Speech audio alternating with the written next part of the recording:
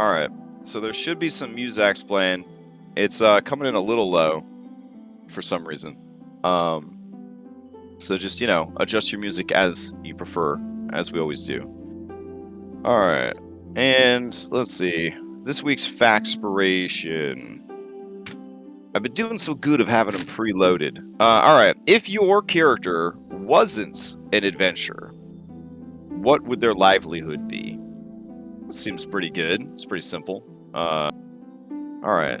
Orion will ask this as he's riding his giant lion across the fields of Elsir Vale to go assist his family with an actual super dope side quest that that's fine.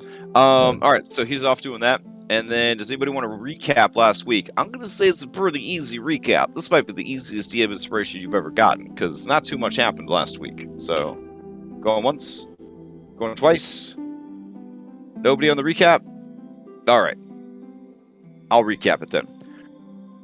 Last week, you guys went through the treasures that you found in Wrath Keep, of which there were a lot. So many that the writers of the adventure themselves felt they had to justify the quality and amount of treasure that they had placed in this dungeon. I am, as your DM, supposed to temper your expectations and let you know that not every place has that good or that much treasure all at once. But there you go. So, cracking open boxes, figuring out party funds, figuring out what pieces of equipment should go to what characters, and then generally just indulging in your victory, leveling up to 6, all that good stuff. You get a long night's rest and decided that you needed to head back to Drellin's Ferry and sort of get everybody there up to speed and figure out your next move. However, due to the interesting composition of this party, Team Nature, 2/3 of Team Nature, decided to, be amazing. And they detected not only the random encounter, but it was such skill that you were able to ambush the possible ambush. And so you did. And now, with such cinematics that only could be found in a Bollywood movie, you guys leapt around 60 feet at a time, kicking ass everywhere, finding out that their basic bitch spellcasters can drop circles of death. It was a lot. It was very, very pumped up stuff. And we ended with some of those units fleeing, and some of you hoping to chase after them despite the unusual and rocky terrain. So I think that's where we left off. Does anybody want to answer the Factspiration question? Would love to. All right. Layla, the druidess, what would you be doing if you were not an adventuring druid? If Layla had not had the chance encounter that she had to become a druid, she would likely have continued making mistakes, getting herself in more debt with people that are not the most forgiving about those debts, and would have likely ended up becoming a CR-1/8 bandit. And likely be dead inside a city or on the street, probably 2 other bandits or an adventuring party. I don't see a very happy ending for her in the life that she was pursuing. She was getting herself wrapped up in a lot of trouble. Is that why there's that sort of connection with Sasha a little bit? Because you see in Sasha like the life that you would have wound up with if things had not gone differently, or if things had gone differently. Yeah, to some extent. Sasha's still in the. I don't know. Yeah, to some extent. Okay. There's some similarities, but not perfect match, if you know what I mean. Mm-hmm. All right. You can ask the same question of any NPC you have previously met. Though I guess, unless it's an adventuring NPC, you already know the answer, but... Well, I guess I could ask it in an opposite way and see what adventuring class... Oh, if they were an adventuring class. Okay. Now, some of them, the question is answered because they were at one time an adventurer that then retired. Adventurers love to retire in small, boring places where hopefully there won't be any adventure. All right, so who do you want to ask? I will find a suitable answer for whoever you ask. You know what? Sure. If he wasn't an adventure, what would Jor the dog have become? Oh, wow. Okay. That's a If he good one. was an adventurer, what would Jor the dog have become? I think the nature of the fantasy world is that if you decide to be any form of hunter and you become not dead at that job, you have inevitably become at least a low-level adventurer to a certain extent. So I guess if he didn't pursue that, he probably would have become like a dog breeder, like animal husbandry. Probably would have, lived on the outskirts of town and just raised hunting dogs for other people to use to go hunting and, home defense and stuff like that. So, yeah. All right. With all that settled, I'll take you back over to the map, and you guys can keep kicking the shit out of these hobgoblins. Teach them a lesson. Teach them a lesson about real banditry. All right. So let's see. Oh, also, I had to get rid of Flex UI. So if anybody's like, "Oh, my beautiful fantasy-themed user interface," it was like fighting with some of my other user interfaces that are actually useful and do functional things. So they got axed. They got axed. So if you're wondering why your interface looks different this week, it is not because Flex UI broke or anything like that. It's just that it was causing some compatibility issues with more useful mods. All right. I'm actually pretty happy it's drawn. Yeah, I mean, feedback is the only way things can improve. So if you guys are ever encountering something that's like not good, you need to tell me. A great example is if you're light photosensitive and like some of the effects that I'm using are causing you to feel like ill, I need to know. You know what I'm saying? Don't be polite and be like, I guess I'll just throw up in my mouth for 3 hours. Like, just tell me, and we'll turn it off. I'm an accessibility person in my day job, so like. I am okay with things not being as cool if it is safer and healthier for people. That is totally fine. Do not be afraid. If you don't want to be called out as that nerd that needed the lights turned off, just message me, and then it will remain anonymous. But please, never suffer in silence. Never play Magic with us and have a plain white table that's hurting your eyeballs because the table texture isn't loading, etc., etc. Just always voice that so that we know, to make those changes. All right, let's see. We had some pretty good music going on last time. I'm going to grab something different, though. Let's see.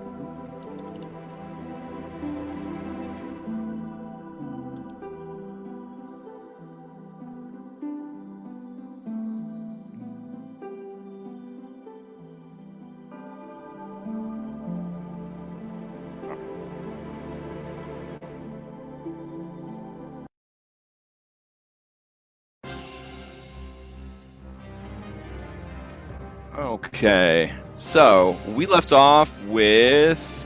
Where's the marker? Thanlin? Thanlin. Alright, so Thanlin, you jumped across, you beat this dude up, and then I believe that's where we ended? No, we ended right when I start the next round. That's where we left off. Oh, okay. So we finished round 5 already? I just didn't check everybody off? No. Round 5 is where we left off. I was the one starting round 5. Oh, okay. All these other people are dead. Okay, that makes sense. All right, Thanlin, you started round 5 standing over the Blade Master, having leapt 60 feet-ish from one plateau to another. What would you like to do? Well, the Blade Master is yeah, he's going to attack him twice. All right, go for it.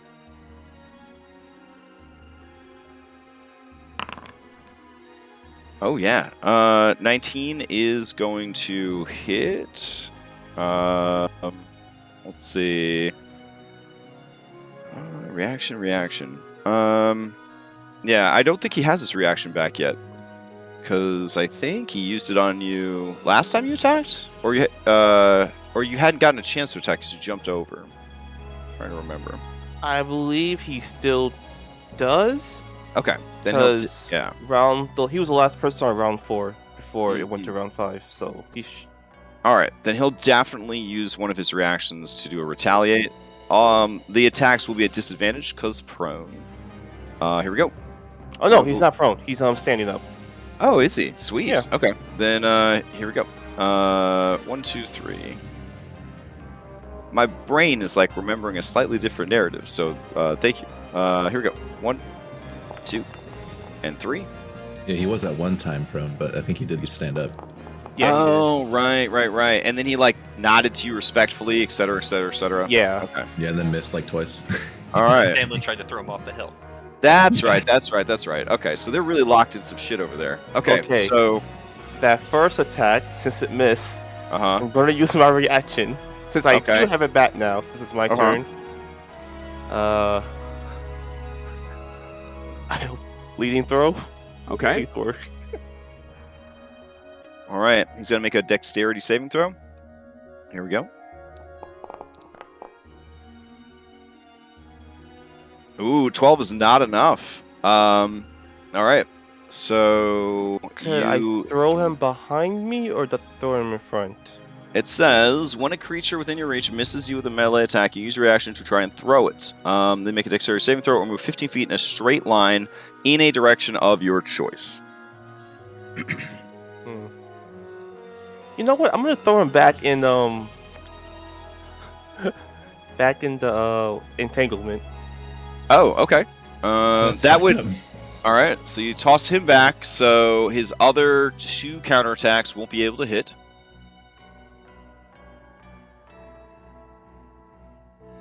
And then Thalen's going to move back. No, not on the edge. He's going to move right here. All right. Is it an action to take back, to take out a hand axe? Is that item interaction? It is the item interaction, yep. Okay. Item interaction to take out a hand axe and just throw it at the guy. All right, go for it. Oh my god. Right. So swing on the guy. Guy swings on you. You shove him back. Hustling away, you fumble for an axe to grab it. You throw it, but in the end, it is a wild miss. And however, you now have an interrupt point that you can use during this encounter. Okay. He was damaged. He's going to steal. Do you have anything else you'd like to do with your turn?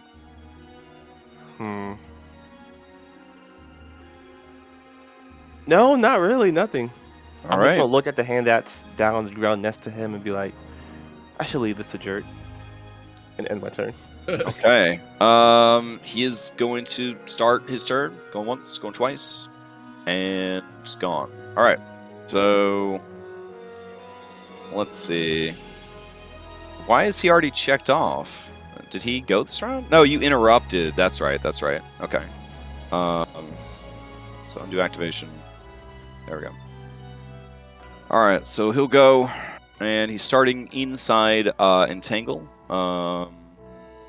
Let's see. A creature must make a plants. A creature in this area must make a strength check. A creature restrained by the plants. So it's really just difficult terrain afterwards, yeah? Yeah, pretty much. Yeah. Okay. All right. Doesn't linger. It's there. The grasping weeds and vines sprout from the ground. For the duration, these plants turn the ground to difficult terrain. It's when it initially goes off, it can grab them as well. For now, it's just difficult, though. Yeah. Which is, not nothing. It's still good. All right. He sees you. He sees Jert all the way over there. Let's see. Okay. He's going to... I guess try to standing leap to save some of the space. He'll still have enough speed to reach you, so he'll rush up to you, Thanlin. And as he does, he is going to, I guess, just attack you with this multi-attack. Here we go. 1, 2, and 3.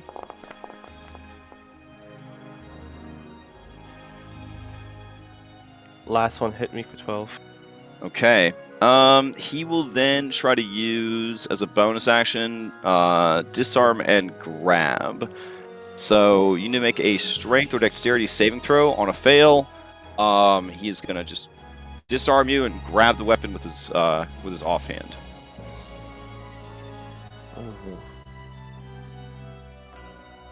I'm gonna use a. Wait, does DM Inspiration carry over games or no? DM Inspiration, yeah, it's stored on your character sheet. You can have up to 3. All right, I'm gonna use 1. Okay. For the saving throw. All right, you are able to hold onto your weapon as he tries to tug it free, as your blades kind of interlock. All right, that is his turn. Since you have already acted, you cannot steal. He's going to pass back to the Blood Witch. Blood Witch will continue to try and escape. Meanwhile, the Blood Elemental over here. Let's see.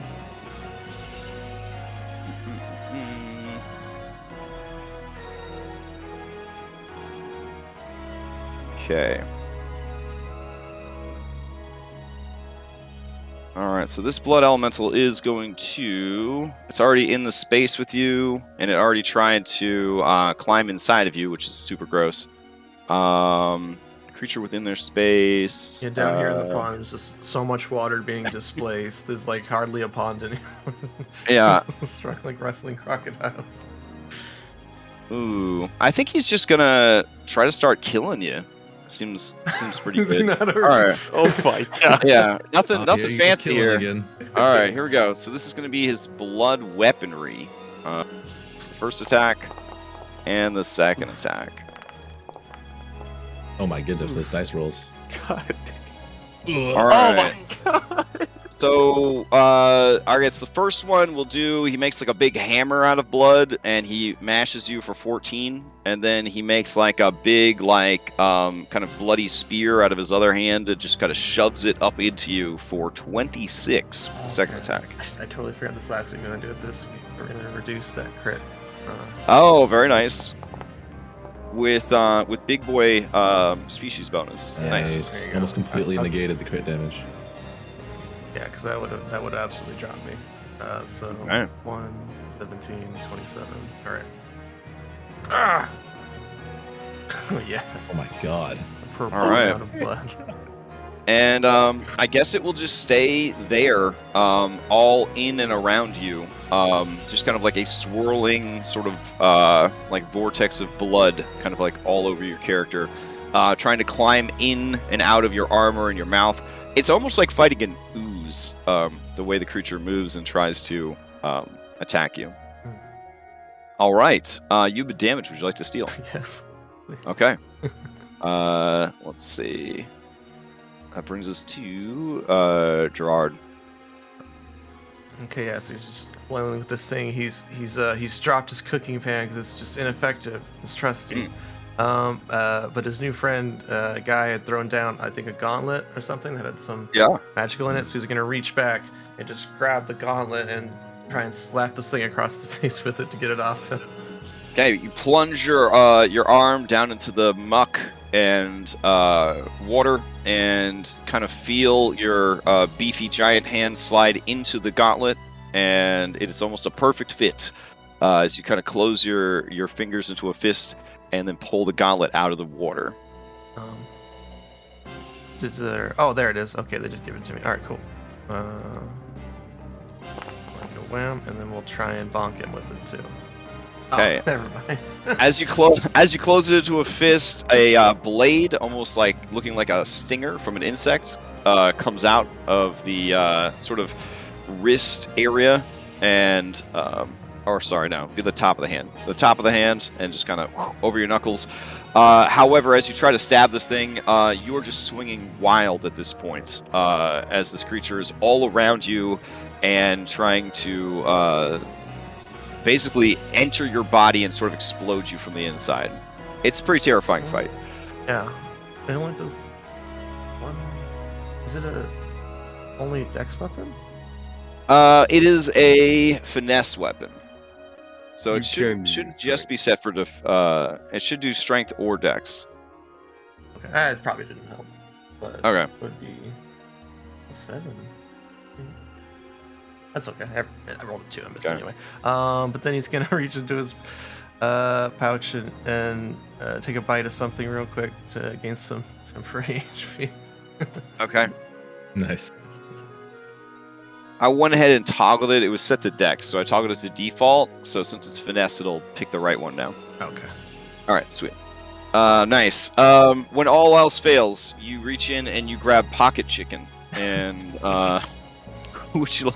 Oh, you still have your companion. I know. Jack. I sent them off the map because Oh, after okay. that big blow, I wanted her to get to safety. Fair enough. So then I'll kind of like maneuver around in the try and get some footing. Is it stone here? Yeah, it's a bit more solid around these this I'll walkway. hop on this rock. And then, All right. I'll pass to it's a guy friend. It's invincible. Go on without me. I will hold it. Oh, I don't think so. All right, Hey. play past this guy. Guy will whistle down to it to catch his attention. Say, Mm. "Oi, emote open. He's not your type. Take a hint." And we'll fire out a story guiding bolt. That's Ooh. double punch. Okay. See it. Shit. Oh yeah. Oh my god. You certainly do. So you blast that thing for 41 points of radiant damage. Holy shit. It guys, this is is why well past one- bloodied. This is why 1D&D says spells can't crit no more. Bullshit. Keep it. This is so good. I mean, enjoy it. Enjoy it while you can. It's awesome. I've seen some very amazing stuff happen with Guiding Bolt. It is a great one to crit with. Fucking All nice roll. The Blood Elemental is bloodied. Oh wow. Yeah. How kind of it. I'm hoping it got its attention by doing that. Oh, for sure. All right. And the guy will back up a bit, leaving a bit of a blood trail for it to follow. I'll look to Barnabas and say, "Finish it off, will you?" And we'll send a shard to his neck. And Okay. then his turn. Barnabas looking conflicted because he used so much of his action economy to mark hex this guy over here. Yeah, I think I have to use what I did already. I'd love to help with the blood elemental. I know I have advantage on it, but I worked too hard to get this far. So I'm gonna Eldritch Blast this guy over here and help Thanlin. Yeah, I think I'm in range and everything should be set to go. Not good. Oh, okay. That's pretty good. Yeah, that's gonna hit. Okay, here's some hex damage. Nice, and 3 fire damage, and then a second Eldritch Blast. Not good. Ooh. All right. That first shot, powerful. You could tell that this guy is, as one of my favorite DMs might say, on his last legs. But when I say it, I mean it. I'm not a liar like the guy I'm referencing. Okay. Anyways, yeah, this guy is not long for this world. Thanlin, you see that blast hit him, and you hear ribs just crack in his chest, and he lets out a, and blood just sprays from between his sharp teeth, and he nods to you, and his grip retightens on his weapon. He doesn't care about anything except the battle between you and him. If I Bardic Inspiration, I might make it and succeed at a cost range. Okay. Yeah. The spell's not long for the world. I'm going to attempt that. All right. What die is it? Wait, Barnabas. What? Do you want to finish it? Yes. All right, it's all yours. I'll end my turn and pass to... Honor the 1v1. Yeah, sure. You sound so disgusted. All right. I'll pass to Jert. Okay, so you passing over to Jert. Okay. Okay. So I was just so we gotta honor the 1v1. I was gonna go help him down here, but he looks like he's got it, and he looks like he's got it over here. So I guess I'm just gonna fight this dude. I would not say that Gerard looks like he's got it. I don't think that. Yeah, I would say mathematically, I don't think Gerard's got it. Yeah. I think Gerard is a fucking chef. That's what I think. Like, No, I'm on my 1v1. Help him.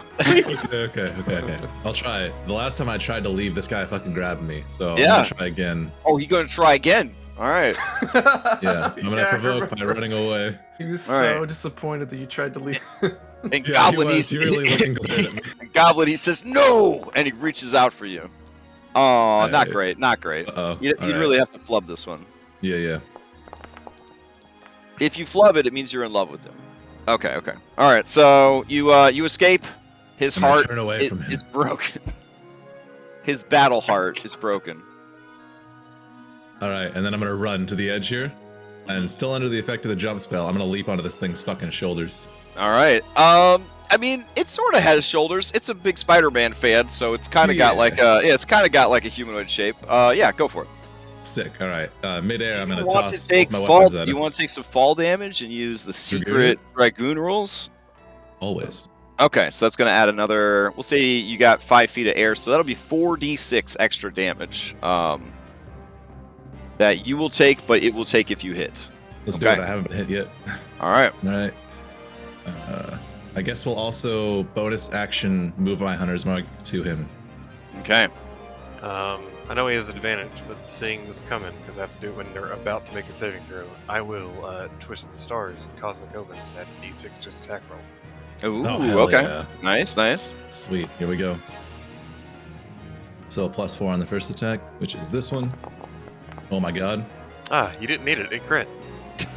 All right. Second So that's attack. advantage. So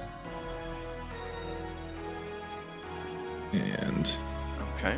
I'm dual wielding, so third attack. Well, Oh no. do you want to double the Dragoon damage? You would also take the increased damage. That would be 8d6, right? It would be What's that 46 average, like- plus 20. It'd be 46 plus 24. Oh shit, if I crit that Oh my thing.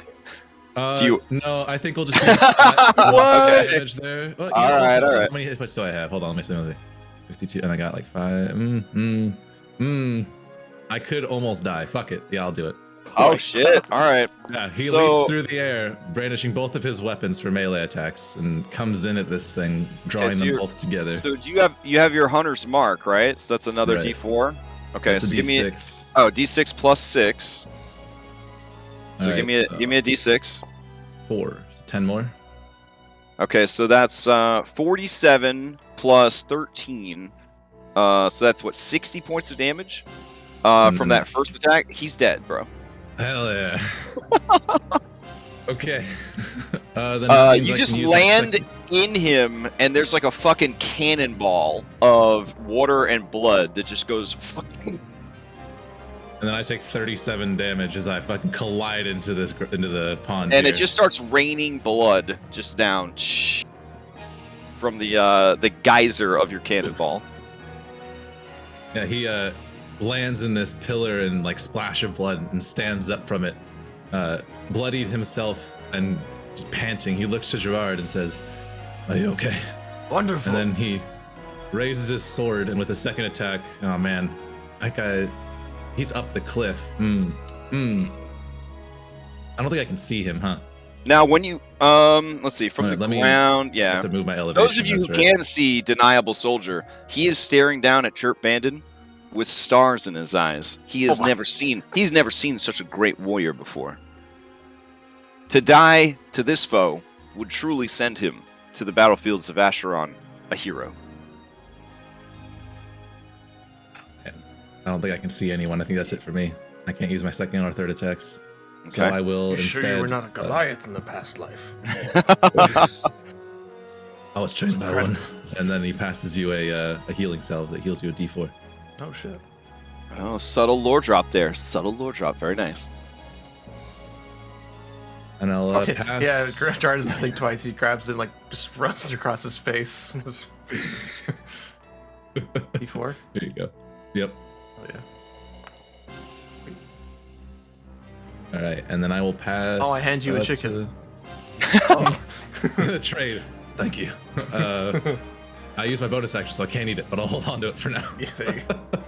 The Dungeons and Dragons movie does not have a fight equal to this fight, including the handing off of chicken. Then I'm just gonna walk out of the theater. So that's all I'm saying. All right, who do you pass to? I think we'll pass to Layla. Okay. Layla. Looks down at the incredibly now damaged her. Pinches her nose, just goes, nope, he did this to himself. And then just is going to die, guiding bolt the starry-eyed, deniable soldier. Okay. You're not wrong. Nice. Oh, okay. Let's see. Version 5. Try again, man. All right. Re-roll I'll it. just do a full reroll. It's Just gotta call be it a a day. crit. It's gotta Oh, be that's pretty awesome. Oh, it's almost. All So- right. So I like to imagine something ridiculous happens. Like it pings off of this rock and then goes up into the air and he's like, yeah, you missed! And then he jumps up and it hits him. All right. Works for me. It looks like it's gonna be the worst shot ever. Bit of stone here at the edge. Like let's go. And before you could tumble down 30, 40 feet to the rocks below, you quickly backpedal. The shot goes so wide and just hits here, and he knows it's not gonna hit him. And then you hear a ping as it kind of ricochets off and just disembowels this dude. And he's done those. Truly an honorable death. And now his position in Asteron is much lower than he had hoped. All right, who do you pass to because he cannot steal? You got well- maintainable is all that's left. I'm gonna climb down 30 of the 40. Oh yeah, okay. I'll just put myself like here. 10 With that feet. climb speed, all right. Yep. And we'll pass over to Mr. Maintainable. Mrs. Maintainable. Okay. That guy could still say like he was on the same battle map as Jerk Bandon, so. All right. Maintainable is going to stand up from prone with half her movement. She's going to look over and see this guy engaged in battle. And then she's going to make a decision. Let's see. Okay. Taking a deep breath. She is going to use the rest of her movement to get closer to the ledge. Taking out her bow. She's going to open fire on the glowing spellcaster lady clinging to the wall. Here we go. And that is going to be a 19. 19 hits. All right, so 8 points of damage. Haha. That means that you can steal and immediately go again. Popcorn initiative. Layla, are you concentrating on something? Yeah. On the Entangle. entangle. Nice. You can get rid of it. Any move. I didn't want that anyways. All right. Well, being shot and feeling the adrenaline pumping through her, she finishes her climb. Mm-hmm. We'll just move over to here. Down into the water. Yep. Yep. sploosh down Basically, into the water. treat the water area as difficult terrain, because it's just Oh. deep and marshy and Okay. Yeah. So nice squelchy mud there. I did 10 feet, so 20 feet, 30 feet. Okay, so let's see. She can't reach. No, her concentration's lost. She'll just kind of look at Gerald and Jert and just kind of concentrate her hands into a healing spell for if either of them get close enough for her to apply it. Oh, okay. So you're readying to cast Cure Wounds. Got it. Yes, sir. All right. Who would you like to pass to? We'll just pass it over to. We'll just pass it over to Gerald. All right. Jared, you're up.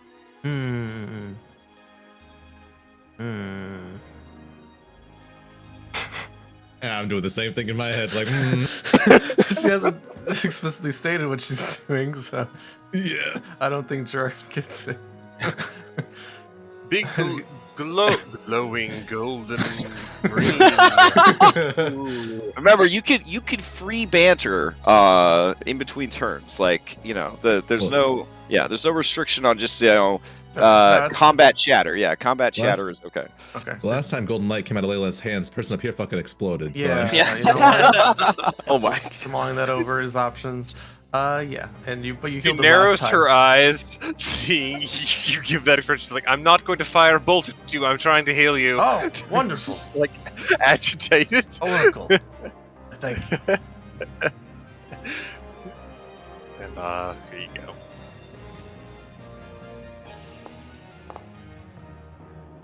All right. All right, and then he'll take that and turn around to do a standing jump back onto the stones, and then I'll rest just move in. I assume the stones are not as difficult terrain, or are they still difficult terrain? The stepping stones, because you're in combat, they can be regular, but you would just need to make an acrobatics for balance. Okay. Yeah, DC 10. Yeah. If If you don't make it, you just treat it as regular. If you fail badly, you fall into the water. Yeah, you're fine. So with the nimbleness taught to you as a child playing goat ball, you jump from pillar to pillar, no sweat. Okay. That jump back. I saw the arrow came from. Pretty long shot. Yeah, somewhere around here. Yeah. Yeah. Oh, if anybody knows of a script in Foundry that allows me to change altitude to a group of selected tokens all at once, please let me know. Because I like having multi-level maps like this, but it's always a pain because for monsters I have to go in and punch it in on every single one. So, and I'm sure there's probably a script I can be running. Okay. Oh, here we go. I got it. All right, so he pulls out a big, long skewer. To everyone else, it's probably a javelin, but the Goliaths use these as shish kebabs. Then he tucks it over his head at this soldier at disadvantage. Probably some cover in there too, but okay, it's longer than 30 feet. So you're throwing it up here to this one? Yeah. Okay. All right. So this is kind of a Hail Mary then. You're just kind of throwing it up and over, hoping for the best. Yeah, return fire. Nice. All right. So that's an 18. 18 would be enough, but because they have like such incredible cover from you, their AC is at a +5.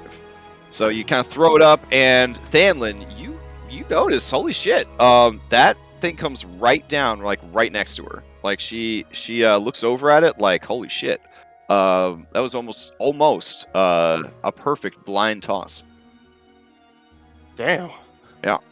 All right, and then I'll point back to Jordan and say, "Come on, friend, at them. They're on the back heel." And then you can use your reaction to move if you want. Oh, very nice. Yeah. So I'll try to hop on these, so I only have to use some difficult terrain here. Yep. So as long as you're staying on the rocks, you can treat them as regular terrain if you do a DC 10 acrobatics. Okay, here we go.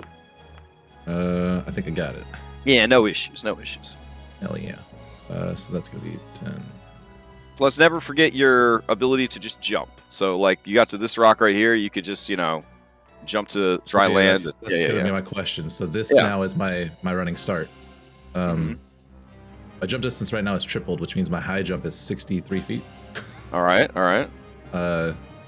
If you want, I will Can I help jump onto leap this? you. I will help Fireman throw you up the All right. Yeah, this is perfect. Yeah, I'll point to you and I'll cut my hands together because I've seen you jump, so he thinks you could probably make it. With his assistance, I don't even need an. If you're willing to burn your reaction for this, Gerard, you do not need to make an athletics check. You just go, just wherever you need to go. Just go there. All right. Well, I can high and long. Can I high and long jump at the same time? That's a question, I guess. With him catapulting you, sure. Okay, I'm gonna go all the way up here. All right. So Gerard drops into a squat, and then he puts his hands, like his elbows against his ribs, and his hands out and flat. And he says, I'll help you. You get your running start. You run. You hop, putting both feet into his hands, and then with the most incredible squat you've ever seen, he stands to his full height. And then you hear like the Sonic the Hedgehog like spring sound, and you go boing, and you just go flying through the air and land over here. Both of the hobgoblins stare in open, I don't want to say shock, but I almost admiration at the enemies that they're facing down. And then I'll pass to Jert. Fuck yeah. The funniest part is that the first thing that happened was a javelin, and then a man. Being thrown. Just throw a boulder nets. Yeah. All right, Wonderful. Jert Bandon, you're up. Okay, as he lands in a crouched position, creating a small dent in the dirt, he stands looking at her, and is going to throw both of his weapons. But I think this time I'm going to be smart enough to bonus action Hunter's Mark before I attack. So we're going to do that. Okay. Actually, I already used 2 of my free uses, so I don't want to burn a spell slot. I'm instead going to use Hunter's Target, Okay. which is, I meant to put the text in. There we go. Hunter's Target, you can use your bonus action to focus your attention on a specific enemy. Choose a creature you can see within 90 feet to mark as your quarry for 1 hour. You are focused on this creature. Gain a +1 weapon attacks against this creature, and weapon attacks against it deal an extra 1d6 damage. In addition, you have advantage on perception and survival checks you make to find it. If the creature drops to 0 before the hour ends, you can use bonus action. Very nice. So it's like Hunter's Mark glow up. Yep. So between that, Hunter's Mark, and Hunter's Quarry, if a fight goes long enough, a ranger's really going to start dropping some heavy DPS. Yeah, it's sustained Yeah. DPS all Yeah. game, yeah. All right. All right, 2 tosses. And which Here we go. one did you mark? Maintainable? Yeah, because I'm on her on the Okay. 1v1, so I'm gonna just throw them at her. All right. Yes.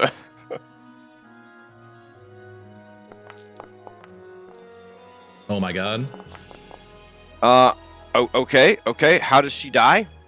As he lands and stands to his full height, he looks her down, and his eyes kind of narrow as the hunter's target seeps in around her, and both weapons, one to the right, one to the left, come in at the same time. One in the left side, one in the right, and dropping the longbow, she just falls over dead. Right.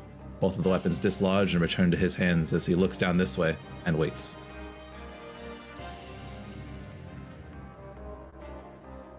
Incredible. All right. Trails of blood follow the weapons as they return to you. And you're going to pass to? I am going to pass to Thanlin, but not before Jert looks down at Gerard and gives him a nod of thanks. All right. Thanlin, to you. All right. I'm gonna remember this time. Bonus action, mark foe to give myself or any other creature a D4 against this guy when they attack. Ooh, that reminds me. Expertise dice and guidance dice we're just using them interchangeably because we're allowing like more and more A5e stuff in, and the guidance in A5e provides a expertise dice. So basically, all that means is just if you have guidance and expertise, they don't stack. But just as a quick kind of like, Yeah, when we were going over it, you made expertise advantage for me. Oh, did I? Okay. Yeah, which made it work a lot better. Okay. Yeah, like I'm getting more and more people asking more and more A5e questions because of the new patch update of letting in the what is it? The A5e maneuvers and stuff like that. So yeah, I'm we're gonna give gonna. myself one charge of this to show you. Okay. This is what you did for mine. Instead of a D4 on this, I just have advantage once a day. Okay. Yeah. So it occurred to me that it would be like with all the A5e stuff that we're letting in with the maneuvers, we're just gonna respect the expertise dice as essentially a form of guidance. So just another way for people to get guidance. So good to know. I'll change it up. all right. I was always doing that, but okay, yeah. Yeah. Well, early when we did it, I was still kind of like, I don't know what parts of A5e I like or not. Sorry to interrupt your momentum though, but I didn't want to forget to mention it because it was on my list of things to mention. All right, That's Stanley, cool. All right. you mark this guy. He nods to you. He readies for your attack. If I could drop this shield. Screw it. He's going to attack. Okay. And All I get a right. D4 to that. For 17. 17 is going to hit. All right. Second attack. Hold on.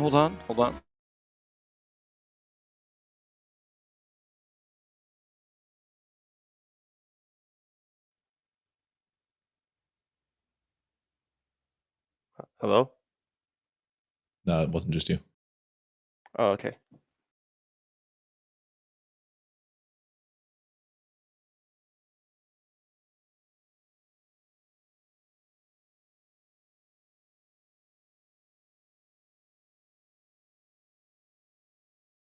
Oh no. Oh no. What timing?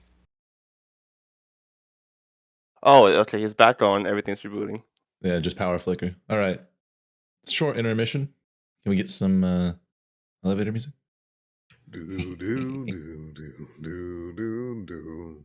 Yeah, I can do that. Do. Wait, that's copyrighted. Oh. Oh yeah.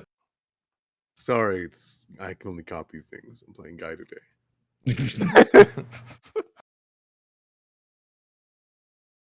I would have laughed so hard if Layla natty won her own guiding bolt after I natty 20. I was gonna say like he stole her thunder. Yeah. And a reroll. I thought the reroll was gonna be a crit. That would have been sweet. I was this close to giving Layla tips on how to use their own guiding bolt. That would have pissed her off, man. Punch in the nuts for that. I already got punched in the nuts to get this guiding bolt. I've paid my dues. Maybe we should find a less painful way to copy spells. Hey. Oh, it's strength modifier, not strength score. All right, my high jump isn't as that high, but with your help, I made it. Wow, that was really weird. There he is. Yeah, just in the middle of the fight, all the power in my my place went out. In the middle of your sentence, like you meant it to happen. We were all waited. Suffice to say, he's going to try to not counter it, but pair it with a reaction. But I'm checking to see if he has that. But I got to finish booting all of our guys back up. We got a lot of robots here. All right. Yeah, so it was like the Matrix scene where all the music cuts out and the camera spins like. Yeah. Let's see. It's fine. Could have been way worse. Power could have stayed off. So, let's see. Just very weird though.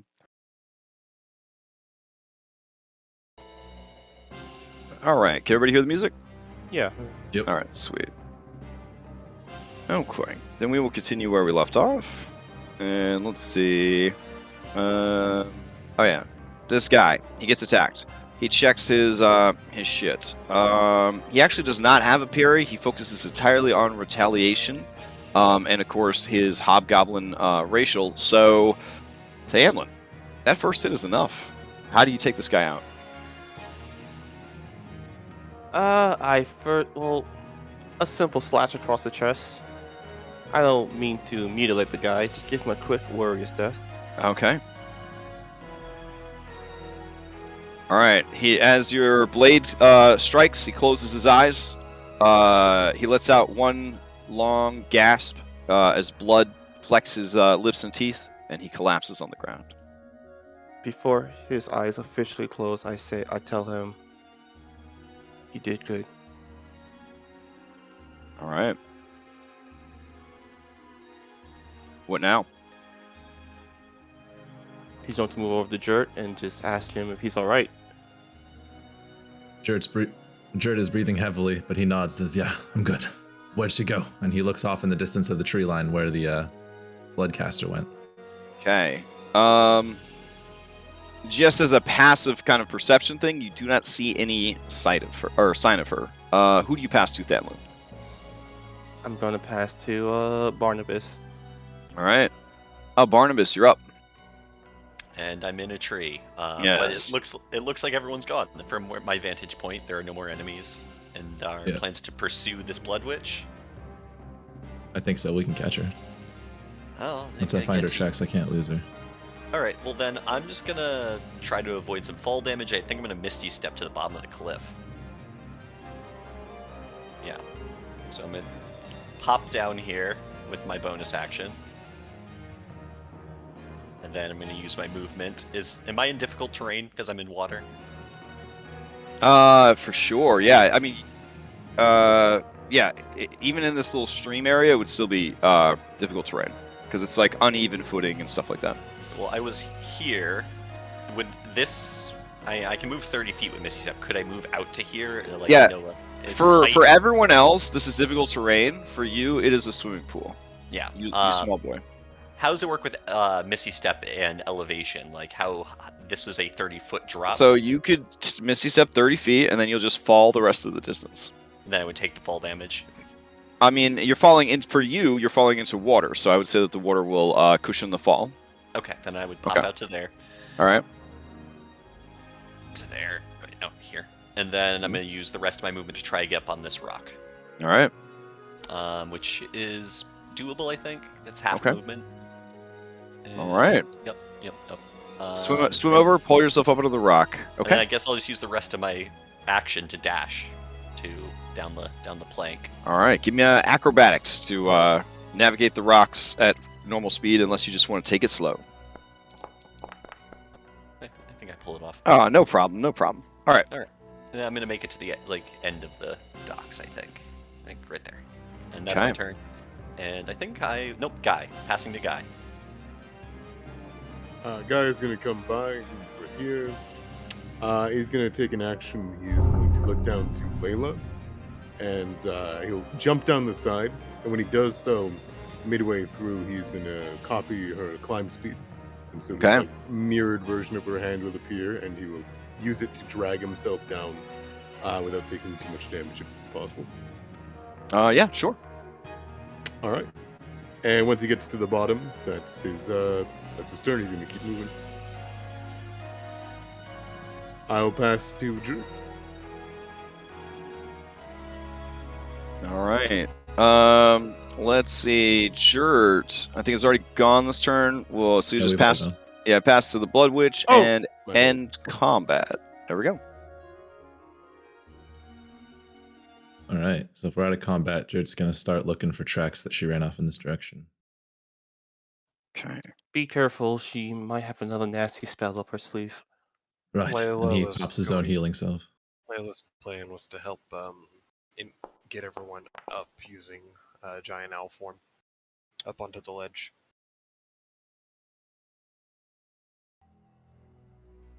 Okay. All right. You find her tracks easily. And they wind into the thicket and underbrush of the flooded forest. Found them. As soon as you're all ready, you can follow me.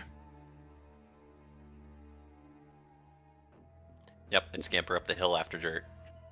I just stand right by his side. Yeah, Gerard's face is all smiles after watching Gerard make it up all the way up the cliff. Then it turns into a worried scowl, and he runs back to find Minette. The opposite direction. He says he'll catch up after. We'll wait for you.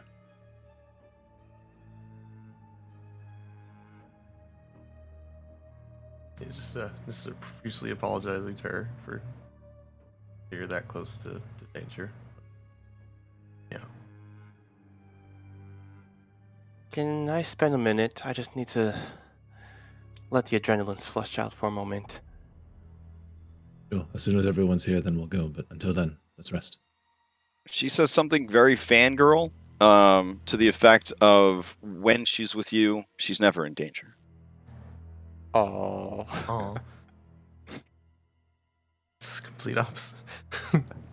All right. I'm gonna spend a hit dice to. I'm gonna use a hit dice to roll a d4, and I regain that many exertion points. Nice.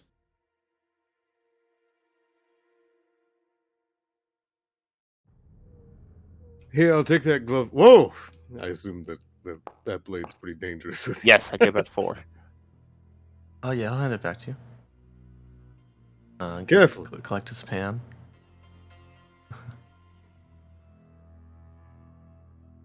And It's- guy, oh, it's useful, but do be careful. The blade likes to come out every once in a while. It's very old. All right. Go ahead and, I guess, hero stack yourselves so that I better understand. Well, not better understand, so that I could grab all you guys and take you in pursuit of this fleeing priestess. Before we pursue, should we be checking bodies, trying to find correspondence, stripping armor, if that's Do the that thing while we're we doing? wait for them to climb the rocks. And I'll search I- this one right here. Yeah, I mean they're definitely spread out. So yeah, you kind of go from place to place, gathering and examining their bodies. Yeah. Yeah. Do we want to try to harvest Displacer Beast? We killed at least one of those. Once we take care of the Bloodwood, you can just loop back Yes. around. All right. Yeah, just grab things that look important, and then let's go, and we can come back for finer pickings. Oh yeah. Quick question: the armor that they wear, is it considered medium armor or heavy armor? Lamellar is heavy It is heavy armor. Yeah. and exotic. No, I wasn't concerned for myself. I thought Jared could wear it. I thought it was medium. That's why. Yeah, no. All right. Jared's gonna start following these tracks, trying to find where she went. All right. should- Let's handle it one thing at a time. The intention was to search every hobgoblin corpse. Yeah. I don't believe so. No, No? just these ones up here Just where we're look- already next yeah. to. Okay. Gotcha. Okay. Time is of the essence. So this lady on her body, she has her healing potion still. So basically a healing potion. And then just a standard loadout of hobgoblin equipment. Right. The Blade Master does not have a potion on him, but does have the standard equipment. So his crazy Sephiroth style greatsword, his lamellar armor. He has a composite longbow, arrows, etc., emergency dagger. Barnabas is struggling to pull his Zephyroth sword behind him. Keep in mind, we don't have a lot of space to carry all this, so I have all the space, Stanlin. Gerard, Minette. And he hands you the healing potion. Oh, Gerard immediately hands the healing potion to Minette. And then he looks you in the eyes and says, "Are you sure it's wise to? She could be luring us into another trap." He takes a step and then turns around. You might be right. Do any of you want to let her get away? It's possible she could go inform that we are onto them, but there's not much they could learn just from this. It does recall the thing that we heard in Wrathkeep, where the Red Hand does not retreat; they only regroup. Mm-hmm. you're right. Well, They we already know about us, so what more could they learn from us having I ambushed this shudder group? to think of what other magics it could manifest. yes, I had told Jared earlier. I was worried that she dropped a pretty big spell, from what I assume. It was much bigger than the one I've seen Guy and Layla do. Yeah, that sucked. Sure, I don't think you'd survive one of those right now. Mm. He And grumbles. I know you have a death wish and all, but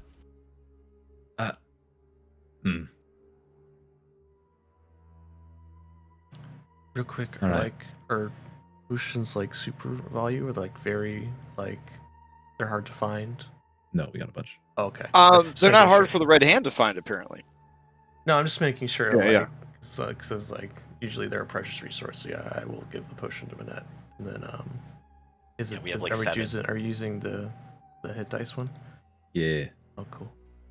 Oh yeah, I'm gonna use mines right now. I All have right, one as just well, keep but track of your potion uses for the If- day. Before you use it, if we're not going to chase her, we might as well short rest. Oh, you're right. So let's think of I'm it not then. trying to Who wants dissuade to you. go I'm just after- that's what Gerard's thoughts are. No, very valid. though. Having That's a been good point. a prisoner to them for a while. Yeah, Jared She wasn't did not thinking seem about that. scared, like she was running for her life. Perhaps you're right. I hadn't thought of that. Maybe we should remain behind. What do you all think? Upon What- listening to Gerald's opinion, I am in favor of heading back to Drellin's Ferry. we could probably spend weeks out here killing little groups of Red Hand soldiers. Let's regroup. How long would it take us to get to Drellin's Ferry and then the Witchwood from there? If we made like a one-night stop? And then the Witchwood from there. Because we have a week to get to the Witchwood. All right, let's go to your Elsir Vale map. Because we may just need to head straight to the Witchwood depending on that time. Okay. So, What area? you're very close to Drellin's Ferry, and very close to the Witchwood. Now, the location of the fallen tree, that's where you said you were going to meet them at. Yep. Did you ever receive those directions from the blacksmith? Or did he kind of hold off on it because he wasn't, you guys weren't sure you wanted to go get it? He held off on it. He was going to Yeah. send us with Jocelyn, and Yeah. I believe Jocelyn knew where it was. Okay. So you have to return to Drellin's Ferry to figure out where it is, right? Unless you wanted to look around the forest and try to find the tree in question, right? Oh yeah, super not a, that's how you get lost in the Fable. Yeah. Yeah. Okay. Just double check it. Okay. All right. So, as experienced a ranger as you have grown to be, Jert, there's no way. that the Witchwood, at any given time, you might be in the Feywild, you might be in the prime material. So while you can sort of find your way, it's one of those things of finding your way, but then where exactly are you, like, sort of thing. So your ability to track and your ability to function as a ranger is not so much diminished as things just become a bit more difficult and a lot more confusing. Hard to remember where you're going when it changes every fucking 5 minutes. Yeah. Right. Like that one Lord of the Rings series that Jeff Bezos came up with. You know what I'm saying? Where in the woods, the trees and stuff. That's who wrote the Lord of the Rings, right? I'm pretty sure that's how it went. Anyways, all right. So from here, to get back to Drellin's Ferry, I believe it was a 4. So it's like 5 hours. Like you can get back. What time is it now? It's like afternoon, right? Yeah, it looks like we didn't update the time, which is that's on me. So you guys We look left at the keep. We left the keep at like 3, I think. Yeah. The So I would Maze say that you guys are probably about 5 in the afternoon. So you'd get to town around 10 p.m.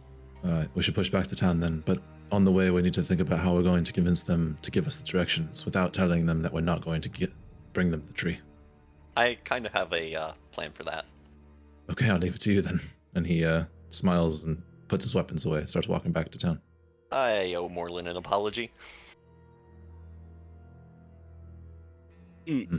All right. So you guys continue your journey, doop, and make it back to Drellin's Ferry. All right. Let me check.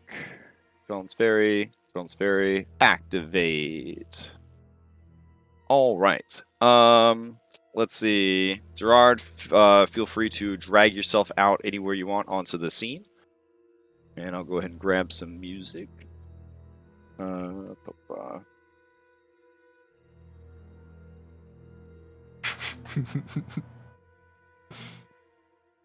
like how I opened up the folders and player character Minette Roquefort and then companion Gerard. I don't know how that happened. So strange. Never know. Right. Also, apparently, it is raining a little bit when you guys return. Yeah, the juxtaposition of Ryan and Claude versus Gerard and Minette.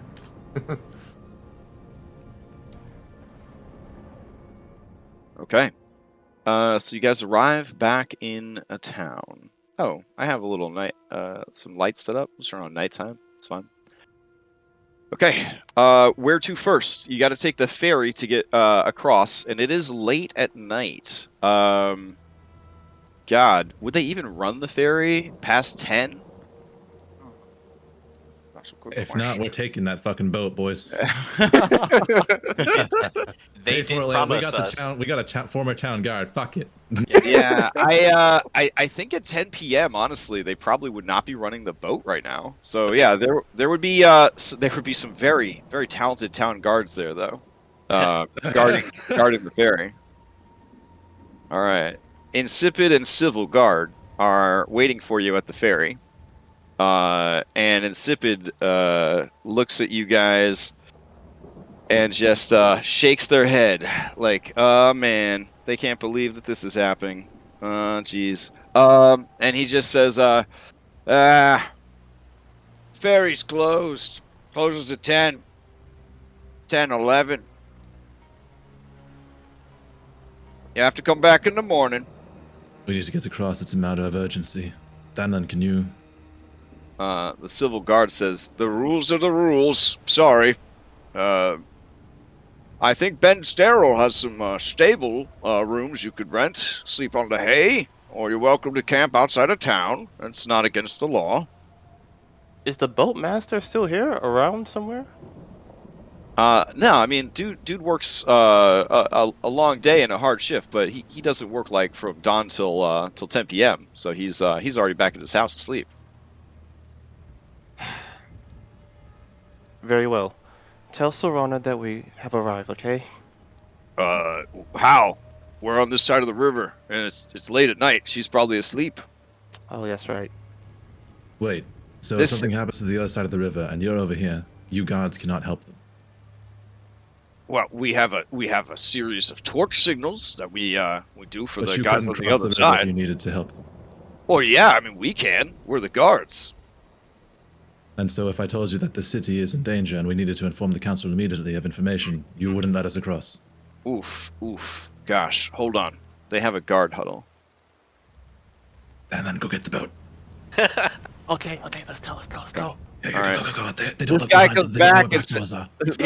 This guy says, yeah, I mean, if we had a reason to believe you, how do I know you're just not rowdy boys that just don't like following the rules? You just want to use the ferry, even though you're not allowed to. I'm gonna try to intimidate him with a glare. Okay. I'm gonna use my... oh, it's not bardic inspiration. It's past 10 minutes. Never mind. Okay, so this Could is I normal intimidate the intimidation. guy? Yeah. Because I'm staring right in his eyes like, you better fucking If let us as a group, you're trying to mean mug these dudes, then I will grant inspiration to Jert's attempt. Okay. Collective mean mugging. All right, so faced with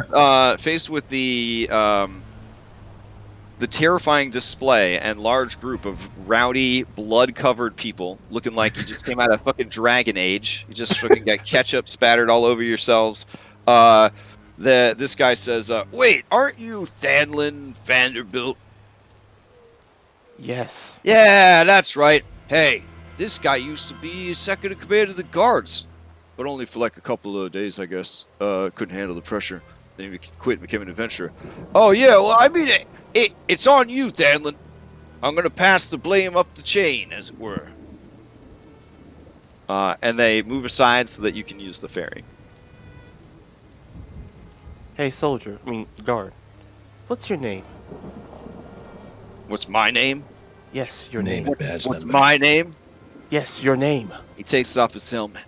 His brown hair tumbles a bit in his eyes. His brown eyes look at you through the tumble of hair.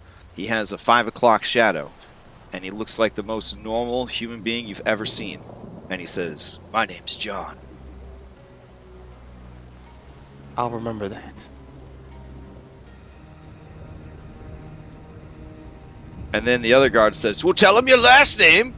And he says, "I'm John Johnson." Thanlin, I don't see how you gave up such an esteemed life living here. You and me both. You and me both. All right. You guys handle the ferry yourselves. Between all of you, you're able to puzzle it out. When you arrive the other side, you see that guards are ready with weapons. Put down your weapons. It's just me. And they said, "How did you get past the other guards?" How Did did I you get... know the boat has a back door? They all look confused. It doesn't have any doors. Didn't look hot enough. And it's only then that you see the fire signals on the other side, because they forgot they were supposed to signal you guys are coming across. Fucking assholes. I fucking hate this town. Great work, Johnson. Why are we saving this town again? Out of character. Yeah. In character for me. Listen, Ages of Peace, they seem good, but there's some bad parts about Ages of Peace, okay? Like, you're peaceful for too long, you get soft. That's all I'm saying. We need to have a boot camp for these guards. We certainly do. Barnabas, can you shoot them? No, but maybe I can help you whip them into shape. The Denevarian guards are just so much sharper. I mean, from your estimation, Guy, the Denevarian guards are a lot more susceptible to bribery. Yeah. And almost all of them have 2 incomes, if you know what I mean. Yeah. They literally live in a pirate town, so I don't know. I guess they're still more competent. They I got wish to I keep could- themselves on their toes. Yeah. I wish it was simple enough just to bribe these guards. These guards might not even know what to do with the bribe. These guards are good men, They would turn just in a bribe. incompetent. They're Good just evidence. incompetent, but they're good people. Yeah, you try to bribe them, they're like, it's not my birthday. I am proud to work alongside. You know what? That's a lie. I'm slightly disappointed, really. All right, so where in the town would you like to go? I can pull my rank as literal reason why the social heart of this town is still alive. To go grab Winston. Oh, wow. All right, Oh, you're I going to go wasn't wake actually- up Nora Whiston from his slumber? I'll do it. Handsome son of a bitch. I wasn't Always... actually intending on waking up the He kids. was so upset though when they painted this picture of him that nobody noticed the woman breastfeeding Danny DeVito. Oh my god, wait, what? Wait, Wait a minute, hold on. Yeah. Hold on. put it back up. Okay, here you go. Oh my god. Yeah, Nice. but he respects the work too much to have the artwork altered. So he just hangs it in his home and he just hopes for the best. So nobody notices. You know it's Danny DeVito because no baby could act that for that stay still for that long. Like, for the whole thing. I'm the trash man. I'll wake up Nora. I'm sure Nora's losing sleep over the whole situation. Anyway, Okay. All right, so you guys head over to location 3, Nora Whiston's residence. All right. Barnabas looks wistfully at the old bridge inn as we pass by, just like, damn, I want to drink and get out of this rain. Yeah. don't we all? Is anybody opposed to me turning on rain special effects for ambiance, or can you just Would- imagine it? Honestly, I can live with what we have now. Okay, fair enough. All right. So you guys head over to the speaker's house, and let's see. A servant answers the door, and they say, "Oh, it's late. Why are you coming about? Oh, you're covered in blood. Is that blood?" Careful, you'll wake up Tara. No, just go Yeah, get Nora. the looming shadow of Gerard covered in the blood elemental's blood with his piercing, Goliath eyes. Stands in the back. So you hold on. You're here to see the master, then. Yes, just keep your voice down. We don't want to wake up Tara. I don't want this to be a whole debacle. All right. He's actually still awake in his study. He's losing sleep over the current events in the town. Guy looks back, smiles, and then keeps. That, Can we just go face where he's like, inside? Regarding those current events of the town, please. Right away. And she goes in and she closes the door, leaves you out in the rain.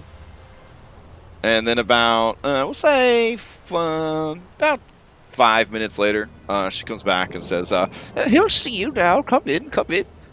Mind the mud, please." Oh, perfect. Guy takes off his hat, covered in blood, and kind of splashes onto her as he puts it in. How long will you be here? Perhaps I could do something about all this. A couple of minutes, 10, 15, just. Oh, never get warm. mind. We'll just hang it up here. And... Oh, I'm sorry. And after it's already gotten her all dirty, go prestidigitation clean it. Oh, okay. She frowns. Okay. And says, "Oh, yes, magic. How quaint." Sometimes I forget. I'm sorry. And so she leads you to his sort of sitting room, which is right off of the main hall. And inside the sitting room, you see that he is nursing a tall glass of brandy and staring at a map of Elsir Vale. His eyes turn to you as you enter the room, and you see hanging above the fireplace. Actually, let's be real, they wouldn't have a fireplace in Fantasy Florida. You see just hanging on the wall, looming over the room, this fine portrait. And he turns and he looks at you and he says, you're back. What news do you bring? Well, Do you want the good, the bad, or the ugly? Let's begin with the ugly, then the bad, and then try to bring it on home with some good. Okay. The ugly is that, as we suspected, we are being invaded by a foreign force from a different plane of existence. The Feywild, of course. And they are heavy militarized, and they have already made progress throughout most of Elsir, I believe. that's right, and they're also practitioners of blood magic, able to summon them on a dime and take any captured prisoners and use them for vile rituals. Jarrett points to himself and Gerard, covered in blood. Wait, hold on. Slow down. As town speaker of this town, I need to understand this. You're saying that we're having an invading force from the Feywild. Is that to say that they're based out of the Witchwood? We don't know. They came through I look over to Jert, a portal, right? Some kind. We don't know exactly how they got here, but no, what we know is they're going to march on the Witchwood, and the Witchwood are preparing to leave. We plan to speak to the Elven Queen next. See if they have more information. Just their home. The Elven Queen? Are you sure We will that's not wise or safe? Oh, We will not yes. survive without their help. Are in their favor, we save some of their soldiers. But what about... They owe us nothings. So this invading force is from the Feywild? If they're from the Feywild and they're from the Witchwood, isn't the battle inside the Witchwood? I don't think they're from the Witchwood. Where do they hail? You say they're from the Feywild. Right, but there are many ways to get there, as I'm slowly learning and finding out. Many ways to get to and from. What is the nature of these enemies that we face? Mostly goblinoids. Evil Yeah. ones. Slavers. Goblinoids, similar to the strange blood creatures you faced down at the farm. More organized. They're more in league with one another. Barnabas, can you show him the armor and their weaponry? Yeah, you would produce some of the lamellar armor. Yeah, this seems to be exotic arms and weapons. Fine craftsmanship. What does it mean? Means that That's the insane. enemy that is coming towards us is well equipped, well organized. They are not just some mischievous fey spirit. This is Heavily a militarized. yes. I've read about goblins in historical text. They were slave warriors used mostly as fodder and scouts by the orcish armies from the Northlands when they came down to invade so many centuries ago. Is it similar to that? No. Goblins, hobgoblins, hierarchical military structure, using displacer beasts as controlled creatures and giants. What now? A displacement beast? Creatures Yeah. that have tentacles on their backs and can dash through the plains and teleport. Jet, could you give me a second? Yeah. Panthers And- that can walk through walls. Guy will put his hand up to the painting. That's Okay. so Oh, beautiful. hell yeah. So beautiful. And he's going to use his reflection of creation to give it a new canvas or make a copy of it over top. Okay. And he's going to paint the picture of this very beautiful, very expensive artwork, up to how much I can do with creation. And he's going to do like the cinematic shot of the front of Wrath Keep, the Hill Giant Karkalan, the Blood Lord, Displacer Beasts, and the Fortified Force, the Warg, the Goblins. Just everything that they had in view. Oh. God, you just reminded me. Valen will pull out the picture that he saved from the rest being burnt and show it to him. They seem to be worshipping some deity, some blood. What they call it? They have leaders named Bloodlords, but I don't know what the name of the thing they worship is. Well, this is what we scavenge from the keep. And we also have witnesses, those that they kept as slaves, as he points to Gerard and Minette.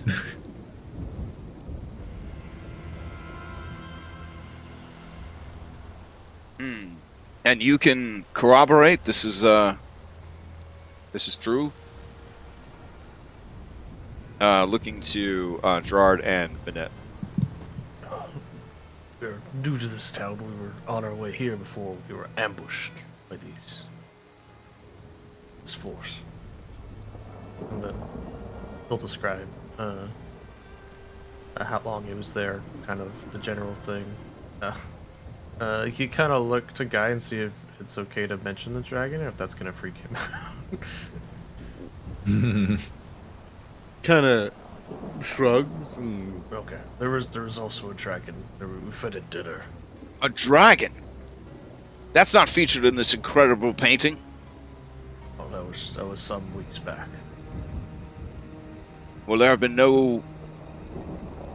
no sign or sightings of a dragon in the area. So when it strikes, you'll be unprepared. They are keeping in the mountains, I believe, to the west, and then using Witchwood to veil their advance and how close they are closing in. They seek to surround us. at the moment the elves do not contest them. They're feared. They plan to actually leave if we do not stop them. Crash, remind me, from here to the keep, how many days was it? 3 or 4? Well, with Team Nature, going straight to it, it would be like maybe a day and change of travel. You could force march there in a day, if you really wanted to. Oh, I was only asking because I'm trying to figure out how long would it take for the Red Hands, since they were stationed there, to make it to Drellin's Ferry. I mean, they don't have. I mean, you guys took over the keep. You know what I'm saying? But I guess to march an army from there to the town would probably take 2 days because of the bad terrain and everything else like that. It didn't seem like the keep was really a good staging ground for an army, more like a hub for scouting and intelligence gathering. Okay. Yeah. Like, it's certainly not where the actual army is based out of, based on your background as a soldier and a guard. No, I get that. Just trying to figure out, since they made it that close without anyone noticing. Mm-hmm. You know, trying to do mathematics here. But perhaps their forces are bolstered to the northwest of Wrathkeep, because that is the next location we have been tipped off to. Oh. Let's see. I know the words of a stranger cannot speak volumes, speaker, but you should consider it. Listen to them. I've seen awful things. If And he'll I politely bow his head and, step out of the conversation if all here needed to clean up. This is a far greater threat than the orc invasion of old. He seems like he's just taking in like a lot of information here, and he says, I need a moment to process all of this. There is good. So wait, we're still on the... Which part was the ugly? Which part was the bad? I meant to mention there was the Fomorian is dead. The ugly part. But That Two of them. that's it's a good, but it's also ugly. So I wanted to include it. We're still in the bad at the moment. I can get the good for you. yeah. Let me see if I can sum up the bad. The ugly is simply the type of enemies we face. The bad is that we are dealing with a highly trained, foreign military force, well armed, well equipped, well trained, that has infiltrated all of Elsir Vale, unbeknownst to most of us, and has made enemies of all the disparate factions that make up the Vale. Those who were aware of their presence felt that in no way it would be a good idea to reach out to their neighbors for assistance, and instead have been preparing for the invasion on their own, separate of each other. During your investigation, you were able to free two of the shadow elves of the Witchwood, and now they are willing to let you speak with their queen, who you hope to recruit as an ally against this invading force, an ally with Drellin's Ferry. They'll do the same with the dwarves as well. One little addition to the bad is that they have a knack for taming dangerous beasts and giants. They're And also I see the very voluptuous woman in this painting. I assume she was a giant and not a technique of force perspective. I'm not that good. She is There quite a woman, isn't she? Noro, Close. focus.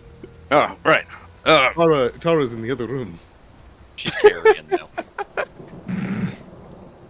So these beasts that they have, squid cats and green men and mean wolves and Manticore. manticore. I know that one. Dragon. And a dragon, no less. There haven't been dragons seen in this region in a long time. Should we tell him what they call themselves? Might as well. It was actually fairly polite. Pull out the sketch of the symbol. Oh, of the red-handed doom symbol? Yep. Mm-hmm. Okay. When he sees it, his eyes narrow, and he says, that is unfortunate. Some of the guards reported seeing acts of vandalism on the northernmost buildings and settlements of Drellin's Ferry. What? Yes, stolen livestock, a butchered family dog, and even a barn fire. When I sent the guards to investigate, the only thing they found at the different locations was there was a bloody handprint left behind. And that means they're already close by. Might be wise to begin. He doesn't want to say the words, but he looks to the party and mouths the word evacuation, turning his head away from. But we have the festival starting in just 2 days. People Speaker, are coming from all over the Vale to visit our town and to bolster the commerce and the. Right, but we told you while you were setting that up to prepare for an evacuation as a cover. Has that been done? Hold on. Yes, but Let's not get hasty. We don't know that any settlement that we could go to is more safe than Drellin's Ferry. We could easily just be caught flat-footed on the journey there. Correct. I agree with Barnabas. And if more people are coming here, that's more bodies in case things are going to get rough. There's going to be more guards, casualties. mercenaries. Not casualties, that's not what I meant. I meant there's going to be mercenaries that have been hired in a dangerous region. Likely that will help guard. On They top would- of that... Oh, go ahead. Even if that's the case, they would still be caught off guard. They're expecting to have fun at a ferry, not fight some battle against what could be hundreds of these Red Hand members.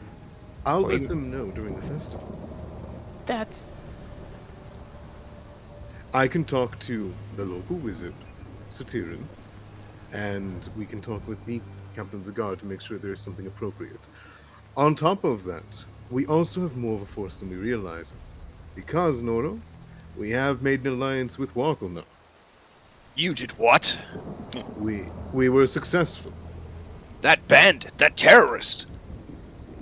He will trouble the roads no longer. Not only will he not trouble the roads, he will help fight. He may have done some terrible things, and we have done terrible things to him. But this is a fight that he can see more than anyone. It's far greater than any of our, well, bad blood. Should we bring Rafina in? Yes. yes, we should. Okay. I mean, I'm assuming you left some of them in the hall so that you didn't just mob this dude in his very small sitting room. Yeah, so let's bring alright, Rafina in to meet him. We could also bring in Umek. Umek? We make story, yeah, because we're gonna talk about the dwarves too. Yes. Okay. All right.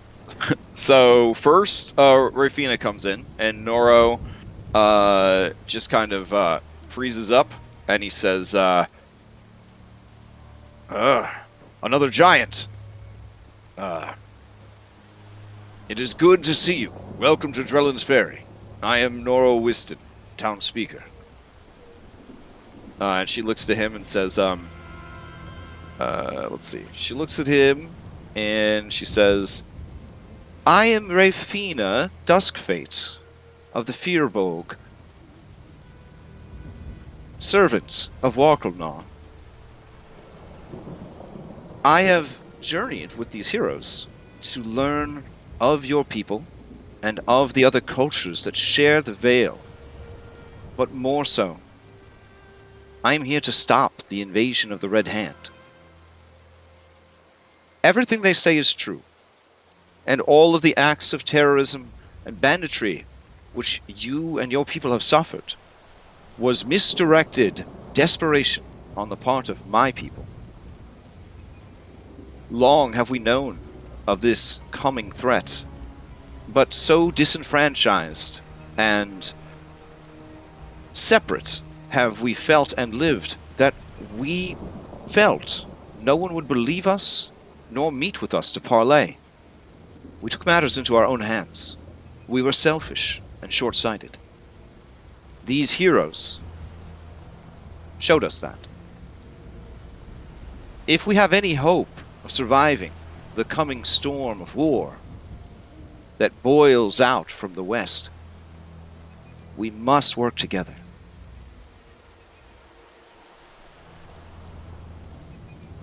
I agree with her, Nora. Let's not prove ourselves to be the monsters they thought we were.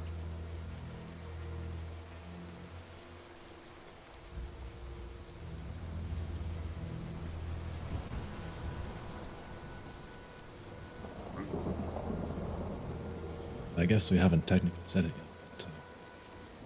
Wrath Keep is ours now. That painting is old. It no longer stands for what is there. The Hydra's slain as well. Well, that is good news. Was the Hydra in some way in league with these villains? Not intentionally, I believe, right, Layla? They were feeding it and coercing it to guard them. That's about the extent of it. Now, earlier someone mentioned that they are able to tame and control mighty beasts like that squid cat. And apparently dragons and manticores. They know how to keep them in line. And as for the dragon, I think the dragon is actually a higher ranking member of their order. Here is your warning. They are slavers. They will kill and enslave. If they attack this town, as you are running, they will try to get people and capture them, and no doubt use them.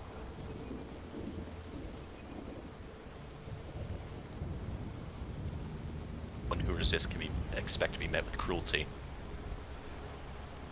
I think you should be aware. Well, then we'd have two options, it seems. Well, three, I suppose. The first is to do nothing and hope that others take care of this threat before it reaches Drellin's Ferry. The second is to prepare ourselves for a potential attack. And the third is to abandon our town. Where would we go? An entire trade village of refugees? Who could support us? Who could take us in? Perhaps the larger cities of Brindle and Denevar? Hammerhold. Hammerhold? He kind of like, he laughs a bit and spills some of his brandy. And he winces as he does, because it's good brandy. If I had the time to teach you to hunt for yourselves, I would, but you're alright. I think your laughter is justified.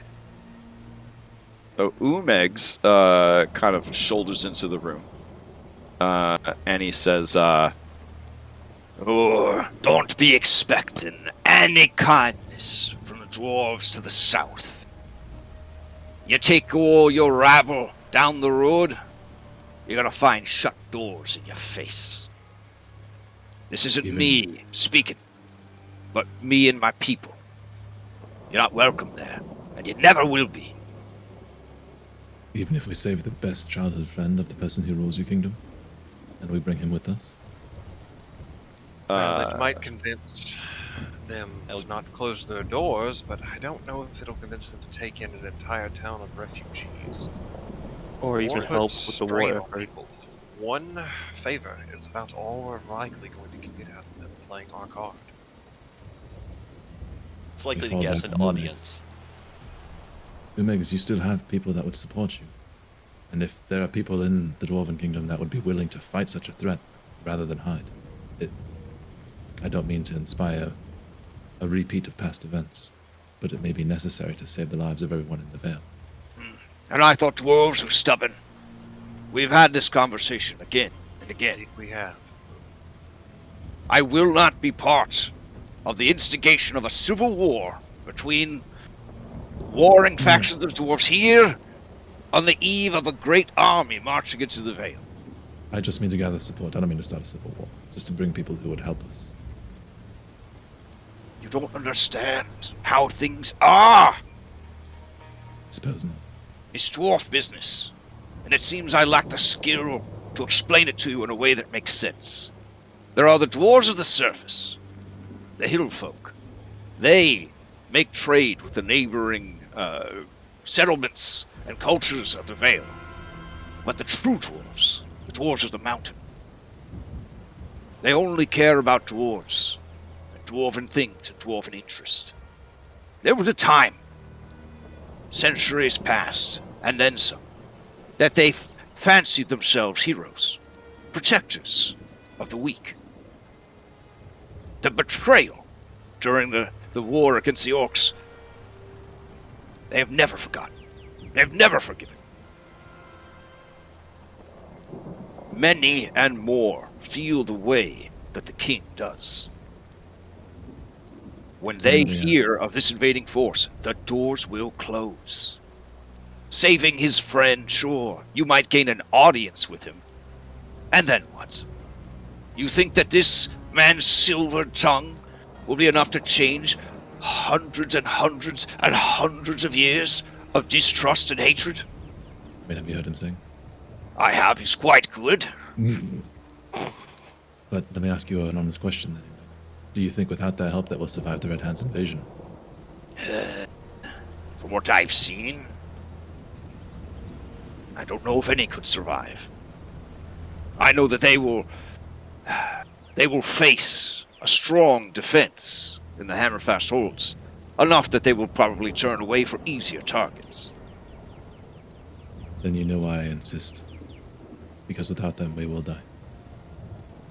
He just kind of throws his hands up and he says, I understand what you're trying, and I am sworn to service to that fool over there. I broke your laws, and I face your punishments. Umeg, I don't think we mean to step over or not understand what you mean, but if the dwarves of the north had the heart to stand up after seeing everything they've seen and been with us, would the dwarves of the south not feel at least some sort of guilt, or at least shame, that the hill folk would stand where they can't? you guys get the feeling that the way he described the hill folk is how your average person in America feels about like the hillbillies of West Virginia. Yeah. You know what I'm saying? Like, yeah, they definitely are of a lower class and lower standing amongst the dwarven people. But he thinks about it and he says, "Oh, I'm sure that you could sway many of the hill folk to your cause. They don't want to give up their lives, their lands, their tradition. You could try to leverage that, certainly." All I need is a little bit of leverage, and I can go a long way. Now, Meg, I understand the steadfastness of dwarves, but they must clearly see that when we are fighting an enemy from another world, that doors are not going to keep them at bay. These creatures could appear from anywhere amongst them. At best, even if they stay behind their walls and hold out, the Red Hand will blaze across the land, burning down villages, stopping trades, And without trade, the dwarves cannot replenish their supplies. They will starve within their mountains and probably die within them.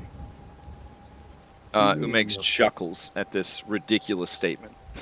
And he says, There's more to the world than Elsir Vale. The dwarves have trade tunnels that wind their way through the Underdark.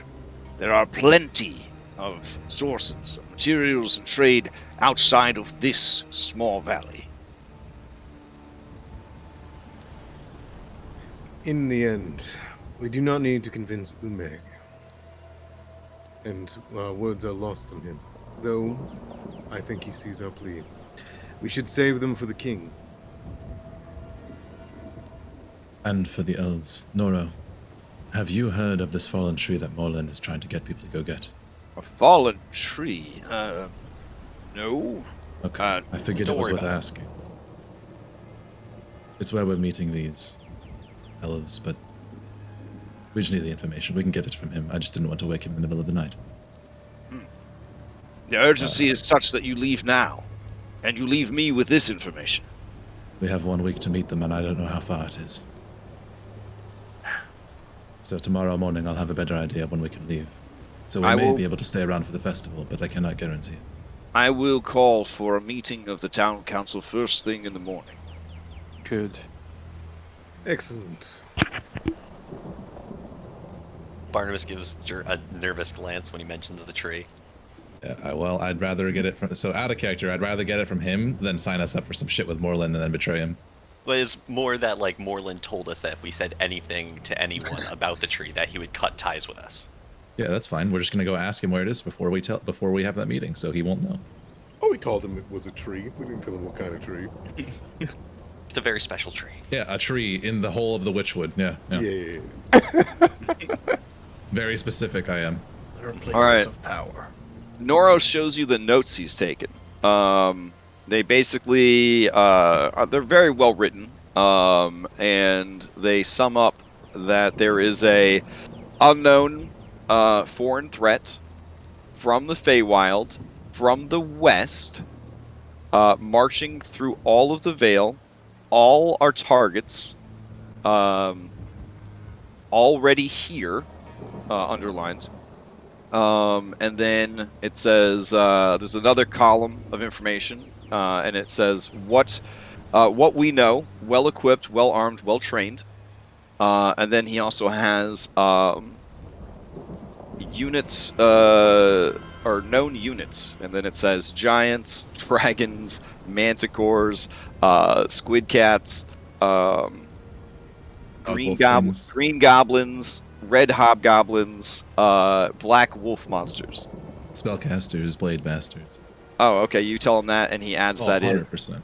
Okay. Yeah, show him the Zephyroth sword. He says, wait, they have spellcasters as well? More potent magic than I'm able to learn. Yes. Are they wizards? Worse. I didn't see a spell book. The only thing worse than a wizard is a cleric. Son of a bitch. I thought he was going to say sorcerer. I was like, wow. I thought he Me was too. going to say warlock. I was wincing ready for it. Oof. Oh, I mean, socially, sure, but mechanically, the only thing worse than a wizard is a cleric. Yeah. Oh my Wizards God. are good, but wizards can't accidentally summon God. So, yeah.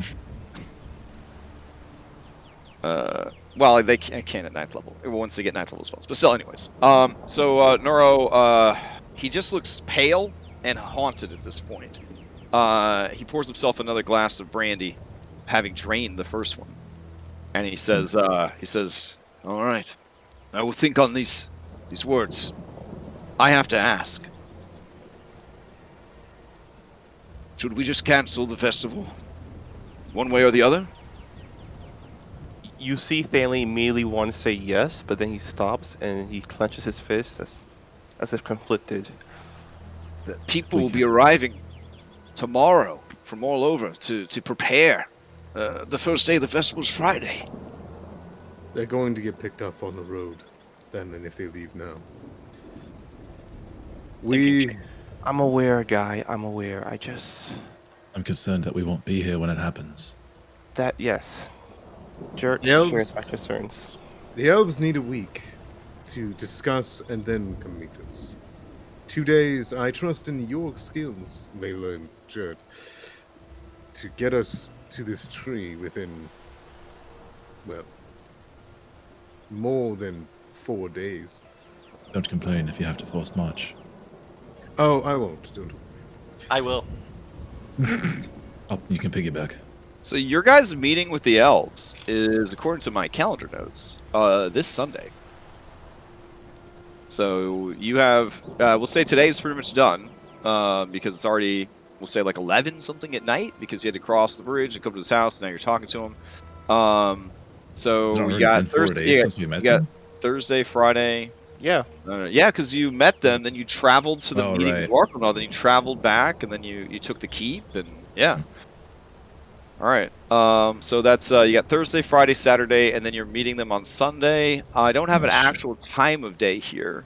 Did you say when during the day you were meeting them? No, we didn't. We Okay. Just, so it's gonna be like a anytime during that day. If they got to pick, they would probably pick they'd probably pick dusk I was gonna because they're say very they probably they're very would. edgy. They're very edgy. They Yeah. probably wear Yeah, that's sunglasses. Yeah. If after the council meeting we leave tomorrow, we still won't be here in case anything happens, and that's my main concern.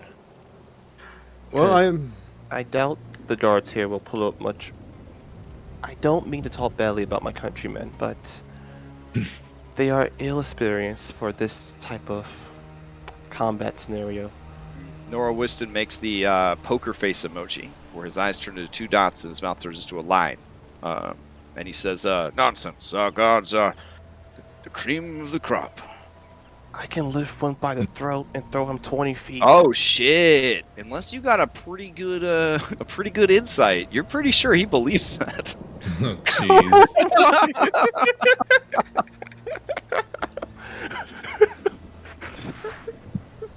I think we can make the festival, make sure nothing happens, and then march through the night if needed. I'm sure many of us have done sleepless nights before. On another hand, though, Noro, I'd like you to write a letter to Salira of Talon. Contact her, make sure that there is one route and one friendly face that would have some sort of warning if we needed to head that way. The Lyra of Talar, you say? Lady Neston. And if you need to, put my name down, but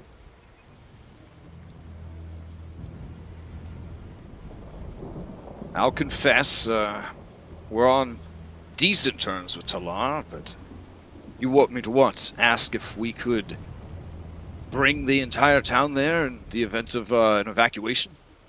at least a refuge outside of the city. And then head to Brindle later. And then later to Denver. Oh, speaking of refuge outside of the city, the Furbolgs. Mm-hmm. They're camping outside of Drellin's Ferry now. Yeah, they are. They are? When did that happen? About last I'm night. surprised the guards didn't notice.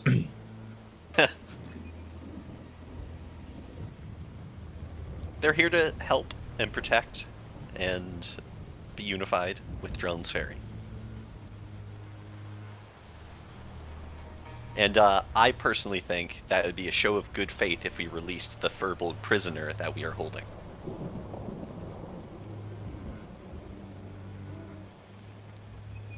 You want to release another prisoner that you've given to the guards? He was very compliant. He gave us the information that we needed to strike peace with Warkelna. If you feel that it would be in the best interest of diplomacy, then I will have him released tomorrow morning. Very good. Perhaps he will be willing to attend the speaker's meeting. And you could deliver a his- message. Yeah, if it meant his freedom, I'm sure he wouldn't be averse to it. We're And I having think- Walkeldar attend this meeting, right? We haven't invited him, but we could. I'm No. just saying. I mean, He said he won't come into the city. Yeah, okay. Rafina, if you guys kind of murmur this like, quietly, she says, that is my job. I represent Walkernaw's interest in all these things. I was drinking Fino. Okay, I was just asking. Don't worry, I have read a book about human etiquette amongst nobles. I will be extremely passive-aggressive at tomorrow's meeting. Perfect. Ah, you learn from the best. Honestly, you've been doing fine so far. Ah, are you being passive-aggressive with me? Do you not think that I have been? Oh, I actually think you handled yourself quite well in today's conversation. Ah, she nods and she says, as did you. Thank you, but I didn't really say a lot. Can I roll an insight on what she just said? Okay. Yeah, gauge how good Rafina is. I just need to know. Yeah, you get the sense that she is trying to be like a human noble right now, based on what she has read. She does not think that Layla did anything particularly impressive or different than she normally does. Okay. Nora Whiston says, all right then. Yeah, Emma, you're asleep. What the hell? Nora says, I think that's enough information for tonight. I will be waking early and summoning the council. It should be no later than 8 of the morning. You know the location where we meet? Mm-hmm.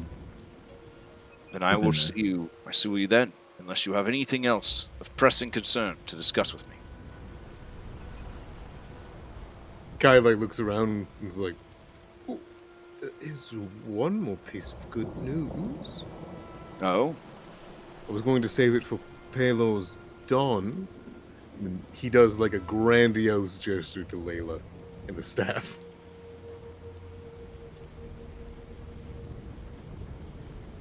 Oh, a weapon. is that?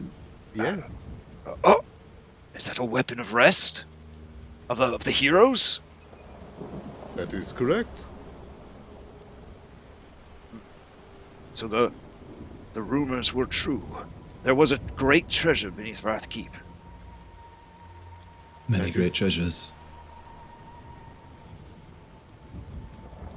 Well, perhaps this weapon will aid you in the battles that are to come. I trust, Guy, you are aware of the other heroes who were laid to rest throughout the Vale, buried with their armaments. Oh, yes, of course. And we'll be keeping an eye out for them along the way. We'll certainly need them. Indeed. Get some rest, Nora. And actually sleep. You see him kind of wince because he doesn't know if he's going to be able to sleep, but he will certainly try. I was gonna say that there's no way his kid's asleep. He's definitely like peeking in from the other room. All these people come into the house. There's All right. giants in the hallway. Yeah. So he's So Gerard will see her and wave at her. okay. Yeah, she's upstairs and she kind of like ducks and then peeks back up and waves. Okay. With that, I guess you are escorted by tired housekeeper back out into the rain. Better get some rest. No pun intended, huh? So you guys head to the Old Bridge Inn. Is that? Yep. All right. Mm-hmm. Now that we have money, I'm getting my own room. Fair enough. Oh, as we're leaving, I want to speak to Guy for a moment. Oh? No, you may not search me. No, I don't. Look, I'm not a guard anymore, okay? Force of habit. How can I help you, Mr. Vanderbilt? Guy, I thought we were on a first name basis. Come now. I mean, you call me Guy. That's because that's all we ever call you. Oh, fair enough. All right. Do you think it's possible, perhaps, for you to talk to your wizardry friend and try to secure us some spell scrolls? She's hard to contact. I think he's talking about Satyrian. His eyes would go wide. Satyrian! Yes, yes, I can talk to Satyrian tomorrow. He'll be at the meeting, right? Yes, yes, I can absolutely do that, and I'm sure he'd be more than happy to give me more freebies. Well, if possible, I was wondering if, not freebies, if he can supply you with paper and ink so that you may write your own spell scrolls. I've seen the way you're able to copy magic from others. Write my own magic? Can out of character, can bards do that or no?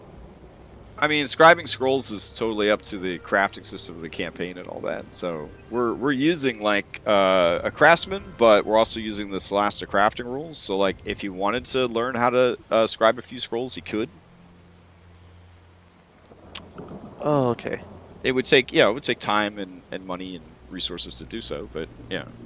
There are actual classes and subclasses that have access to that feature, but I don't believe you guys I don't think you guys have access to them. But you could still learn, you still craft them yourselves in the normal way that we're doing crafting. Okay. Just a suggestion, that's all. I've never written my own magic before. I could give it a try. Could I not just copy down someone else's? Think of this as a learning practice. It'll be original. From you. Think about it. I don't know about that. I'm already stressing enough at my first concert that I'm leading. This definitely is not my first concert. Strike what I just said. It'll be fantastic and the festival will go great.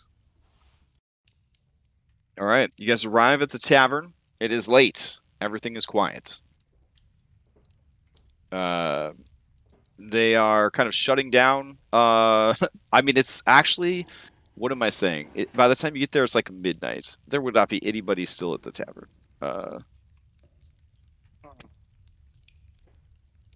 Hold on. One more revision. There would be people here, but the people working would definitely be like one dude stuck with the night shift because people are coming in from out of town for this big festival. So they would have the common room open because there's so many people coming into the town. All right, so that would make sense. All right, so this guy right here, his name is Gregor, and he works usually works the kitchens, but now he's pulling double shifts to basically keep the common room open and serve drinks. Sees you guys walk in and says, "Hey, who goes there? Oh, the Claws of the Vale, you're back." That's Tired right. Bloody wave. And I'll be more than happy to perform in the morning. All right. Your room is still reserved because of the deal you have with the boss. But beyond that, nothing I can do to really wait. Yeah. You're the only one that's got a room here, right, guy? I believe so. What, did you guys buy rooms? You guys reserve rooms before you left? I told you to do that. Oh, we left? No. No. Crap. Why would I do that? I could just go camp in the woods. Fair enough. Arvathel has a nice... Arvathel has a very nice grove. On the other side of the river. It'll be a whole thing with the guards, but... You could just get one now. Can they get a room? He says no.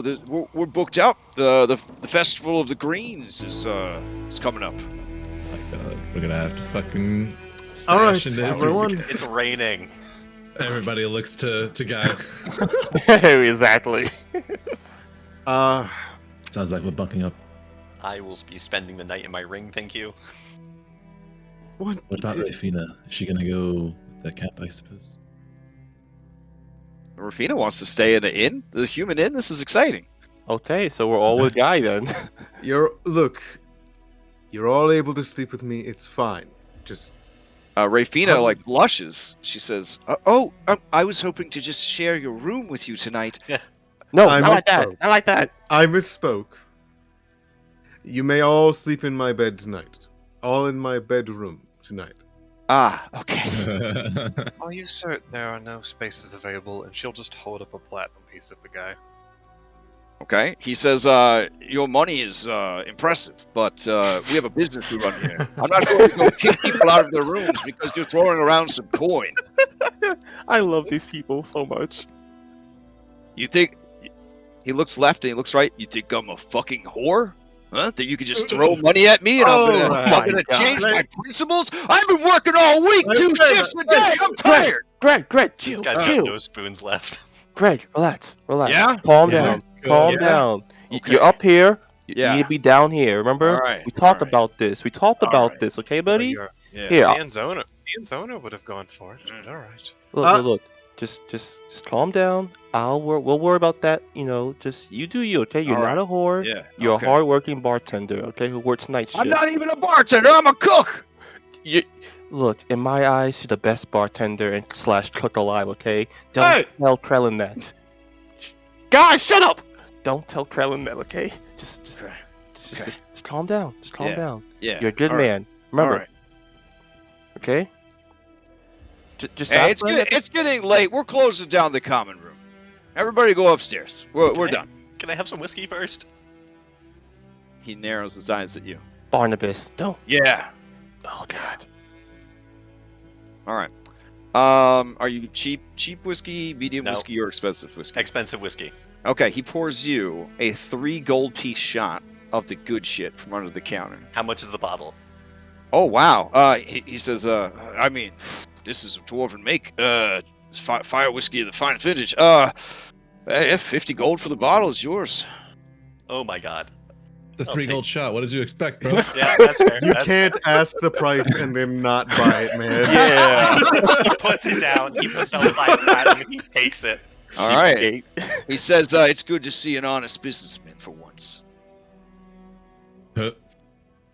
I was Alright. trying to be an honest businesswoman. Oh, no, you weren't. Layla, that was Brindle talk. Come on. Sprindle. Wow. Damn. Excuse When me. sir. Layla plays Animal Crossing, she go to residential services at 1 a.m. and she says, "Yo, I'm gonna need them assholes to move their house," and pull the people right out of bed. Fucking 1 o'clock in the morning, they're like, "You're gonna have to move," because they were hoping to build a picnic area right there. And that's that. All right, so you get the you take the shot. It's delicious. It's absolutely fantastic. I bring the bottle back to the table and I pour drinks for everyone. Okay. Rafina seems excited. She says, "This is alcohol." The nectar of the Cheers. gods. Do Okay. you not what you brew? Yes, but Yes. this is alcohol from a human town. It's very exciting to me. As far as I'm aware, don't you brew from mushrooms and corpses? She says, well, I mean, we brew from all manner of things, but definitely the spores from mushrooms make for very potent concoctions. Whoops, the fuck kind of question is that? Would it make you more or less excited if I told you it's dwarven, not human? She says, well, it's dwarven served in a human establishment. That's like a double culture dip. And she slams it. And she does not seem to care too much about slamming it. Because, her people in the aforementioned thing are not only giants, but also brew their own mushroom-based spirits. So she kind of slams the glass down. Well, someone's active. And I nod approvingly. Okay. Joe Phantom pulls will- another one and offers a cheers to the claws and taking back the keep. Phantom will raise a glass to that. To the claws. To the veil. Mm, This good. war's not over yet. Right. All right. Clink, clink. To get my tiptoes to toast. All right. Umeg's, you see a small tear appear in his eye as he drinks the fine dwarven whiskey. And you wipe it away. and he mumbles the same words that you guys mumble. You know, like the dad in church that wants to like set a good example by praying, but he doesn't actually know any of the words. Yeah. It's not Denevarian whiskey, but it'll do. Jordan wants to go up to the who's currently, he's running the inn as far as you can Uh-huh. see. He wants Yeah. to ask him. Excuse me, sir. Is there perchance room in your stables? Oh, the stables are full. How do you think people brought their carts and wagons here? I understand. Sorry, I don't mean to be so brusque. I just under a lot of pressure. Also, my dog died. Oh no. Oh no. Feel pretty beat up about that.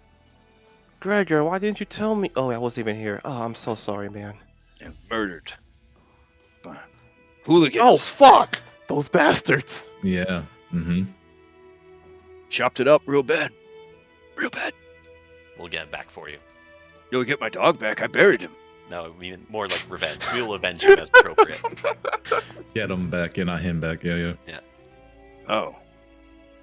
Trust me, I know how it feels to lose an animal companion. My horse named Donkey died as well. Shakes the jar. That's a pity. No, don't put the damn jar. Put the jar away. That's so fucking gross, dude. I'm gonna be honest. Put the jar away. Jerk gags a little bit. That was quite a horse you had there, Drellin. Lost a lot of companions lately. Jared looks down, thinking about Orion and Claude. Oh. We've gained many allies, many new faces. And here's to more. What's Werg doing? Work stayed outside. Yeah, work stayed outside of town. I just remember. So, this is Avathel. Yeah, Werg is on the left. Sorry, not the left. The western side of Drellin's Ferry, and he is just kind of roaming the outskirts of the town. So looking for a dry, looking for a dry place to camp for the night. No, right, it's fine. Now the Yeah, issue what is you gotta remember is these guards won't find getting him back across to this side of the river. You will, of course, have to expose him to the populace, unless you have some other way to get him across the river. So The populace, I'm worried about. The guards, will be fine. It's pretty They'll be fine. cute. Pretty cute thought to think of him and Dobby like settling down somewhere for the night. Oh yeah, Oh, I mean yeah, that's under a little what tree. that's what they've been doing since they stopped working for Walkelnauts. You know, they just travel and sleep, and they bank on the fact that they're an owl, bear, and an ogre, and that most things aren't going to mess with them. So It's probably true, though. I would Yeah. absolutely love to bring them in for the festival. I know it wouldn't go over well, but it would Oh, be God, funny. no. There are people from other towns, they'd freak out. Yeah. But they'd love it. Oh, and as you guys settle down to take a long rest and then go to the beginning of the morning, we will take our break. Mm-hmm. All right. Hell yeah, Layla guys. actually was going to suggest if the girls want, she's got an empty house that she knows they could all go to. An empty house. Oh yeah, belonging to a former merchant friend of ours. No one's living there. Oh, Oh, I mean, my that's God. true. Oh. There's bodies in there. Yeah. fuck? you gotta find We don't a know fucking that. Torture dungeon. Like, Oh that'd be good. no. Why don't we all just take up residence in Jarrett's house? Oh shit, you're right. Why don't we? One day, like, what the fuck's going on in here? No, what? That's a smart idea. We could technically do that. It does have a Alright. back door. They'll never see it coming. Do we want to decide when we come back from break? Yeah, let's do that. All right, I'll see you guys in a few. I'm gonna step outside.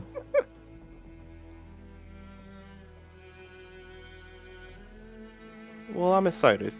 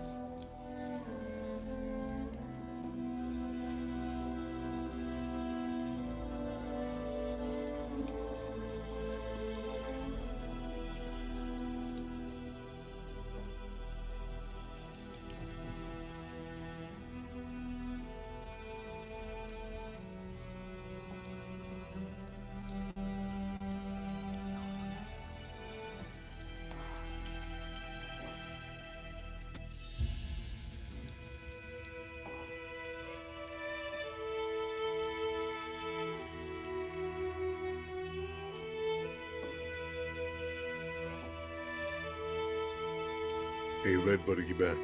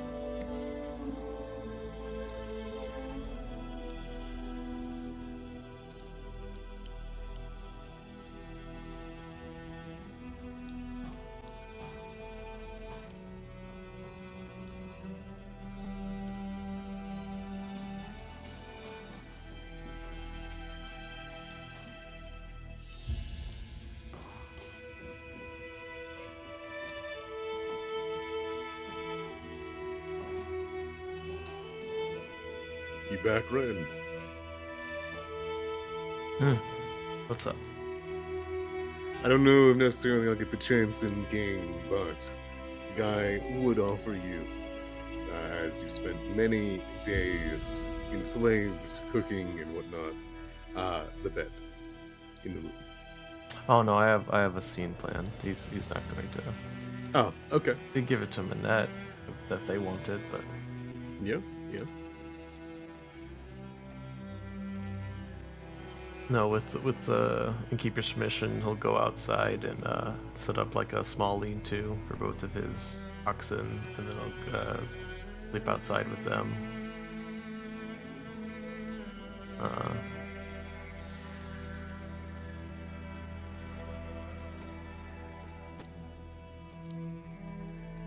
Yeah, just fall asleep under the stars like he usually does.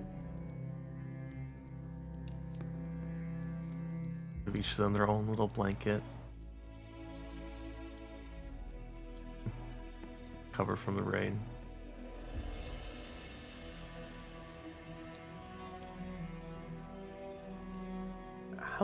How much did Guy pay for a room? 0. Guy's a Background guy's a bard. feature. Yeah. Mind. Oh, first time I've seen it used. Damn. Yeah, I have a permanent room, one of the most exquisite rooms in the Old Inn, just reserved for Guy because Guy performs there for them. Nice. We need to get some other rooms in the mix. I'm used to my own wing of a mansion. Hey, don't worry. Well, you can take that 1 hour you can spend within your domain. 6 hours. 6 hours. You know the cue is whenever Guy starts singing in the damn middle of the night. Well, unfortunately for Barnabas, you can hear everything that's happening outside of the ring, so I can't even escape that. Mm-hmm. I assure you that Guy has not stopped his nightly routine of singing into a mirror. At this point, we all are getting used to it, I imagine. And that's why I'm going to try to take the girls, and we're going to go somewhere else. Let's go sleep in the murder house. Hey, we don't know it's a murder house. It's a magic house. I'm back. Welcome back, Jerk Bandit. Thanks, man. Okay, I guess I'm back also.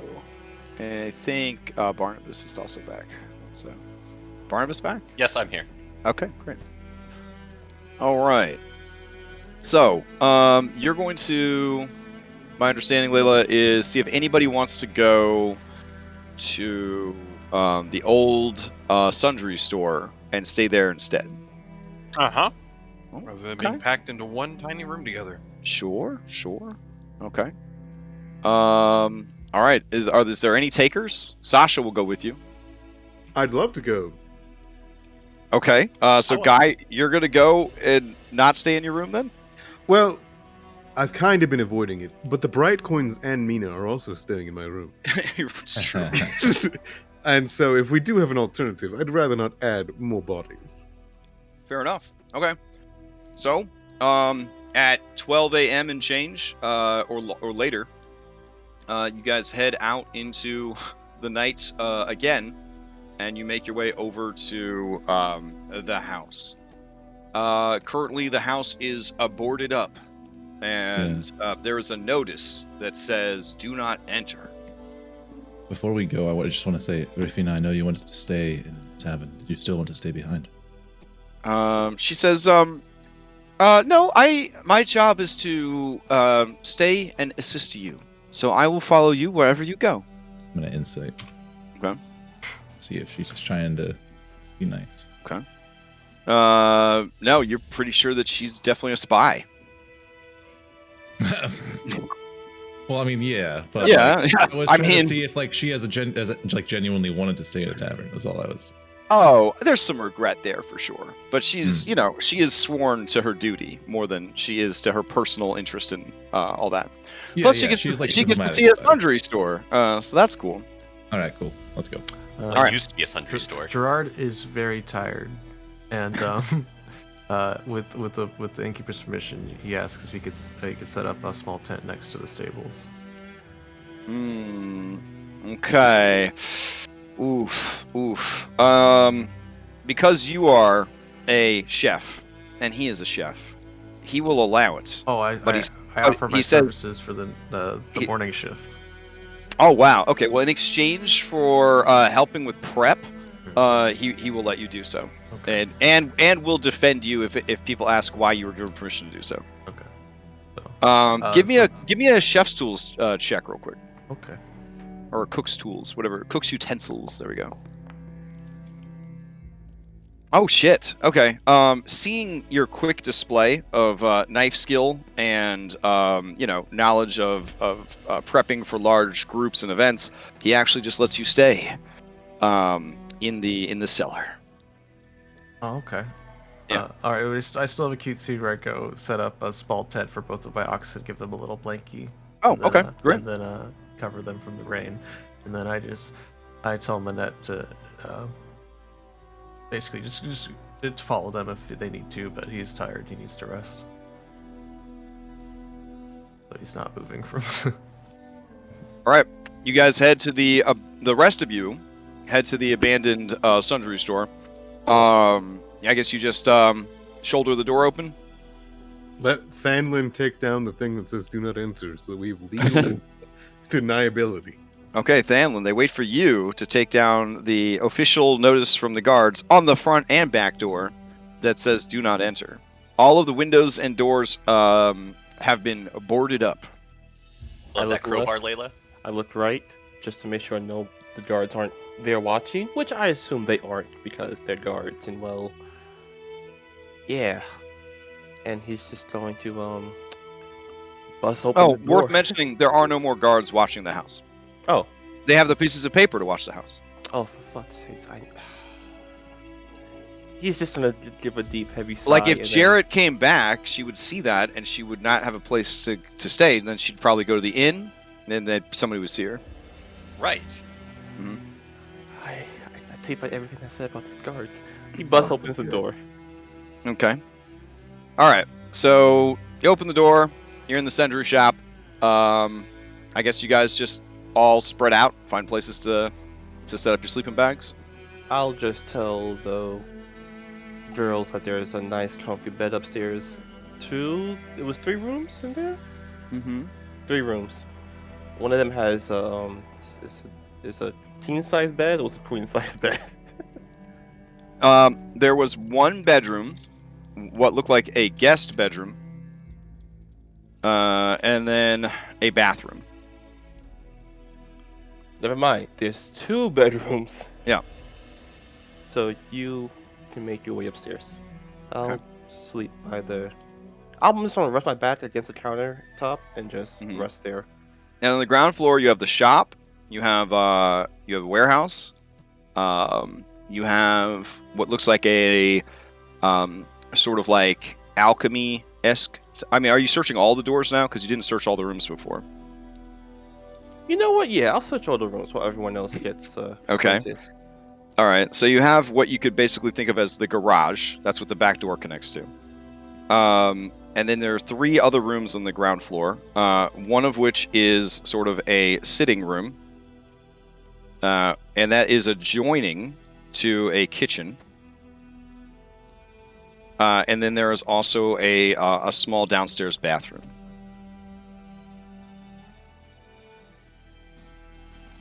Okay. After that, he'll just go back upstairs and just sleep. Okay.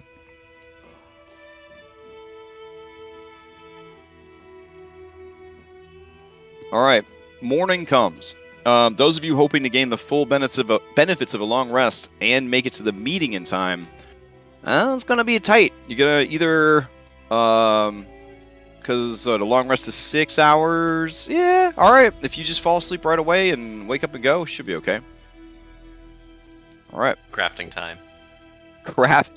There is not time for crafting, my sweet boy. I literally am saying you have 6 hours if you want to gain the short rest. If you want to skip your short rest, you can skip crafting time. You can Yeah. have crafting time. Thinking about it, but no. Okay. Unless you are of a species that only needs 4 hours of rest, if you want to make it to the meeting on time, you got to just focus on going to bed. I gotta become a lich, so I don't need to sleep anymore. Oh my goodness. All right.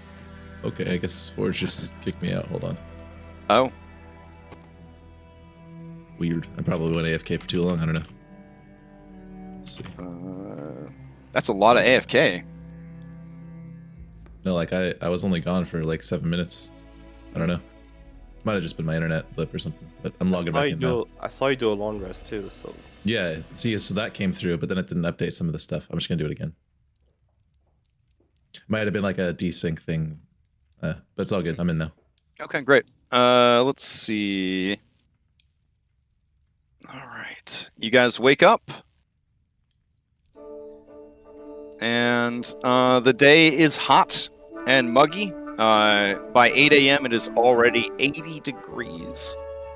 And you just are instantly moist upon waking. Just the sweat and the humidity. And the sun rises on the town. And you have scarce little time to make it over to the council meeting room. Let's see what we can do about all this. Phelan quickly puts on his armor as he wakes up. We should sprint by Moorlands first. Okay.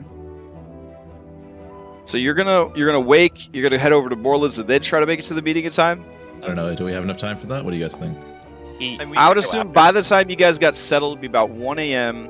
You got to fall asleep. You know, put on your equipment. Set your equipment. You're gonna wake up around 7:30. I mean, it's kind of cutting it close there. Is Moorland gonna be at the? He wasn't there the last time, was he? At the meeting? Yeah. No, he's not on the council. Okay, then I'm not. Yeah, we can go there first. Then fine. I was just worried about him, like you mentioned, overhearing that I mentioned the tree before. But if he's not gonna be there, I'm not worried about it. All right, then we're going to the meeting then. Yeah. Okay, so I'll take you guys over to the council meeting. Let's see what we can do. All right. So it's you guys plus Minette. You bringing everybody? Your whole No, I B was team? Is gonna there say- anybody you're not bringing? Werg and Dobby. Okay, fair. I was gonna say Like, probably Gerard and Minette are probably working the shift that he promised to do at the. Oh, the inn. fair, I don't- fair. Because Okay. you know, he doesn't. They really don't see himself. really have a dog in the fight here, sort Yeah, of thing? exactly. Yeah. Okay. All right. Let's see. All right. Umegs is coming. Okay. They're going to bring that, the prisoner that you turned in. Okay. Let's see. Okay. And I think that's everybody. Oh, Sasha's going to be there. Okay, and now I gotta grab the, let's see. I gotta grab Winston. Let's see, Winston. There we go.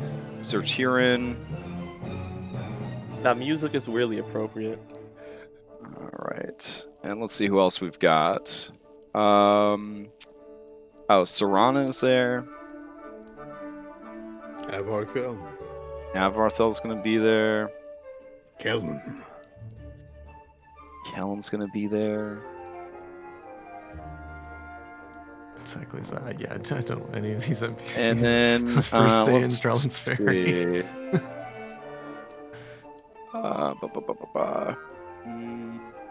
Who else? First day, you don't want to meet literally everybody who's in a position of power this time? I mean, that's fair, I guess. Brother Dirty, Lot of pressure. and let's see. You got Jor the Ranger, and let's Gosler. see. Gosler, and We gotta get the prisoner from the guards, too. yeah, I got him already. And then Eormel, and then Jarrett can't make it. Oof. Okay. Yeah, conveniently. All right.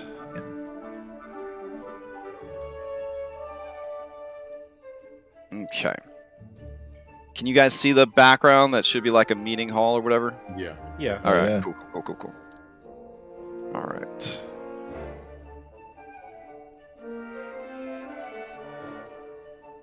Abarthel, they're just gonna stand off in the corner, leaning against the wall, looking cool.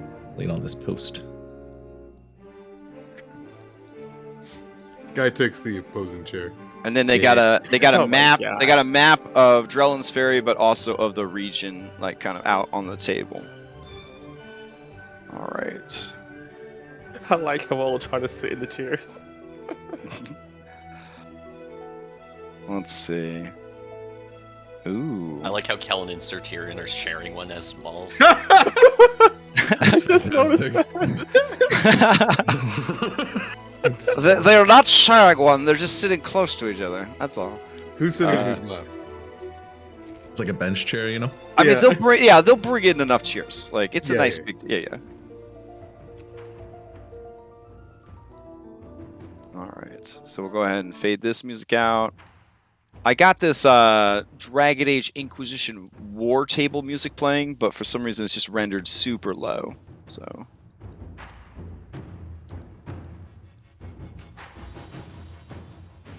Nice.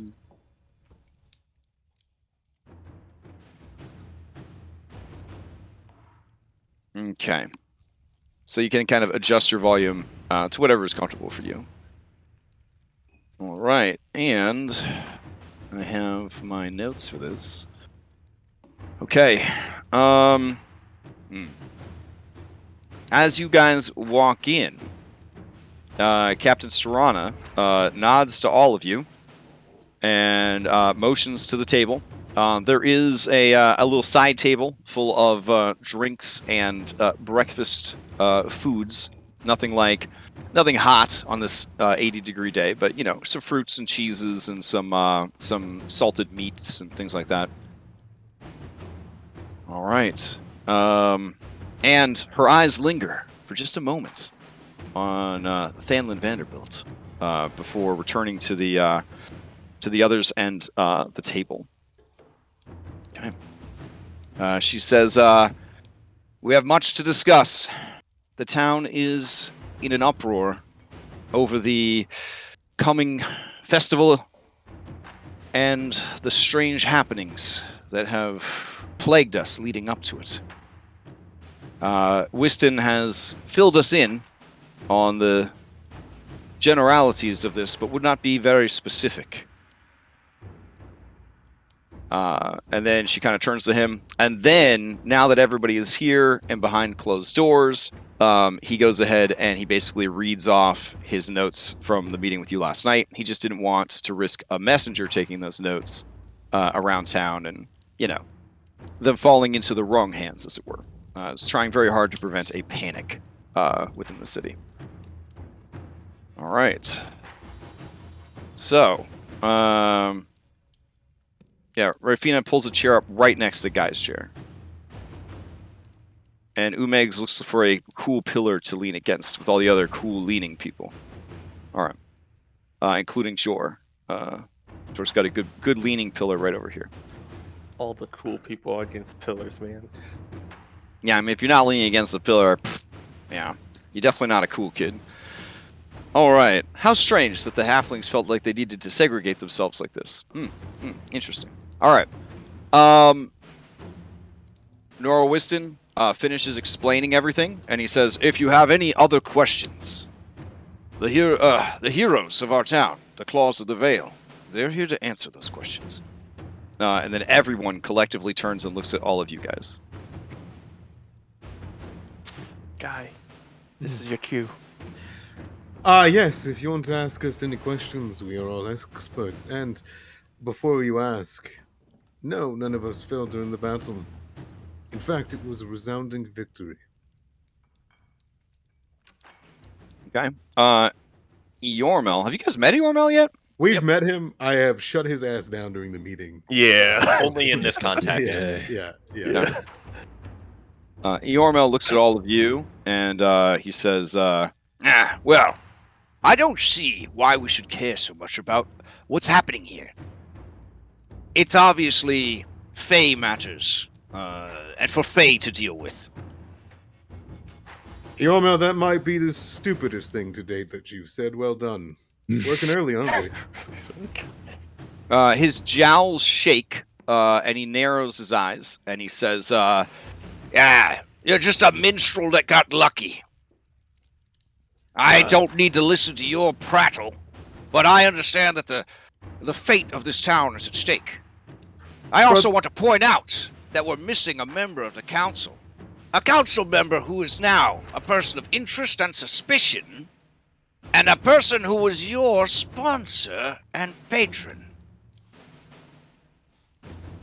I think all of the clearance that I need and the Claws of the Vale need. Brother Derny Paylor has smiled upon us. Look at what we have found. Gesture to Layla.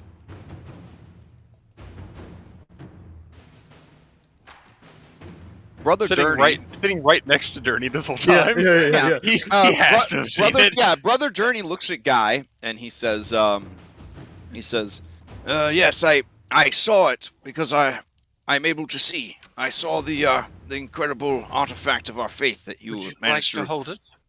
It's hardly the time, but perhaps after the meeting, I would love to inspect its craftsmanship and feel the thrum of power placed in it by Paylor himself. I would be happy to let you, Derny. Now, Eormel, you're a proud man, and you have worked hard for your fortune. But these folk have done great good for the town. Great good for the church. For the speaker. For the captain. For this man right here, Gossler. It is improbable that they would be coming here with such stories, such fanciful tales, just to upset us, or try and rile things up. and Eormel says, That's exactly the kind of thing that they would do. That Jarrett was always up to no good, and now she's been caught out and run out of town. And her minions linger. No doubt, they wish to upset the balance of the town's economy to punish us for Jarrett's downfall. You'd think for someone who had such an eye on the inner workings of the town, you would have seen it. They're skulking out? No? I'm not in the habit of spying on my neighbors, but I am in the habit of keeping tabs on the town's activities. I know she was always a shady one. But did you ever bring to surface any proof of this matter?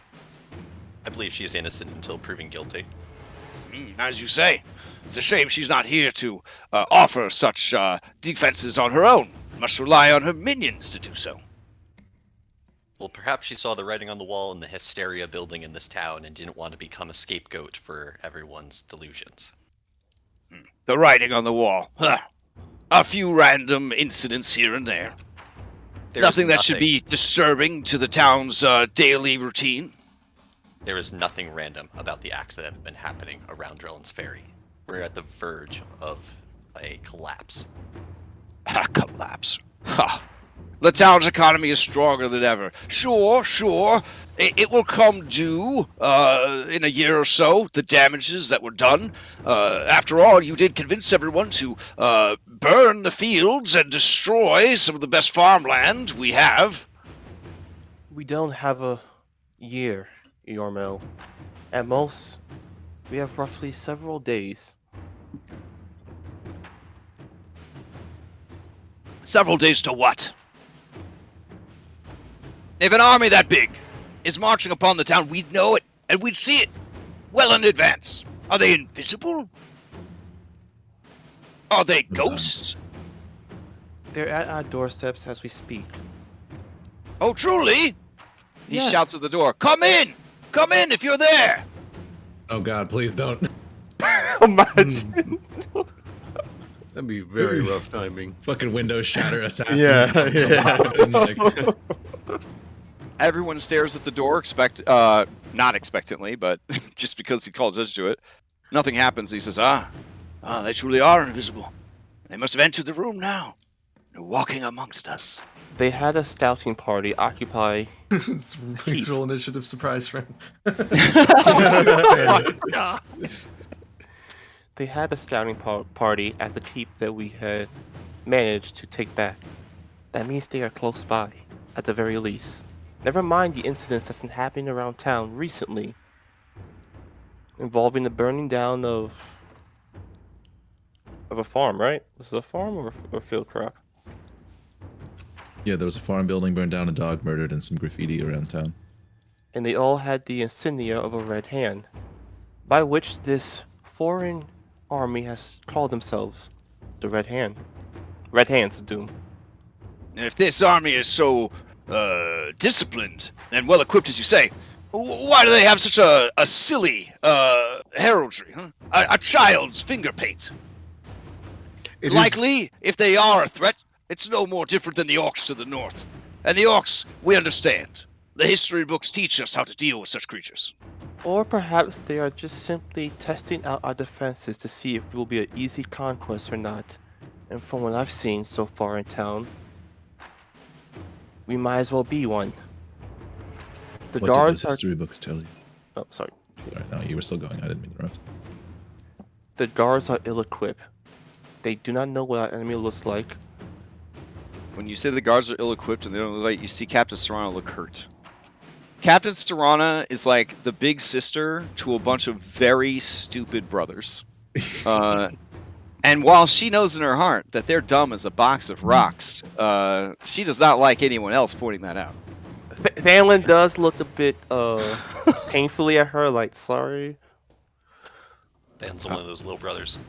Guy, Rafina, who's sitting right next to you, leans in and says, "Am I allowed to speak at such an event?" I was going to lead you in a second once he's done his theatrics. I plan to use the skills I learned from that book to slay this man with words. Excellent. Hell yeah. Well, Panelin, thank you. I will say, Eomel, it's are you quite well and done with your pageantry and theatrics? If you've convinced yourself so thoroughly, then perhaps someone who has actually lived through their, shall we say, power, and can see farther than you can. You see him taking the parchment paper off of a muffin, a very sizable muffin, and he says, I don't know what theatrics you're talking about, but I've certainly taken up enough time, made my points clear. and he starts eating the muffin. This is Rafina. Rafina? Rafina. Rafina, I apologize. Well, first I would like to say, Eormel, it is good to finally put a face to a name. I helped my master, Walkernaw, with much of his logistics. Your insider information about the travel plans of merchants coming and going from the town on the North Road made most of our raids quite successful. Thank you. He begins to choke on his muffin.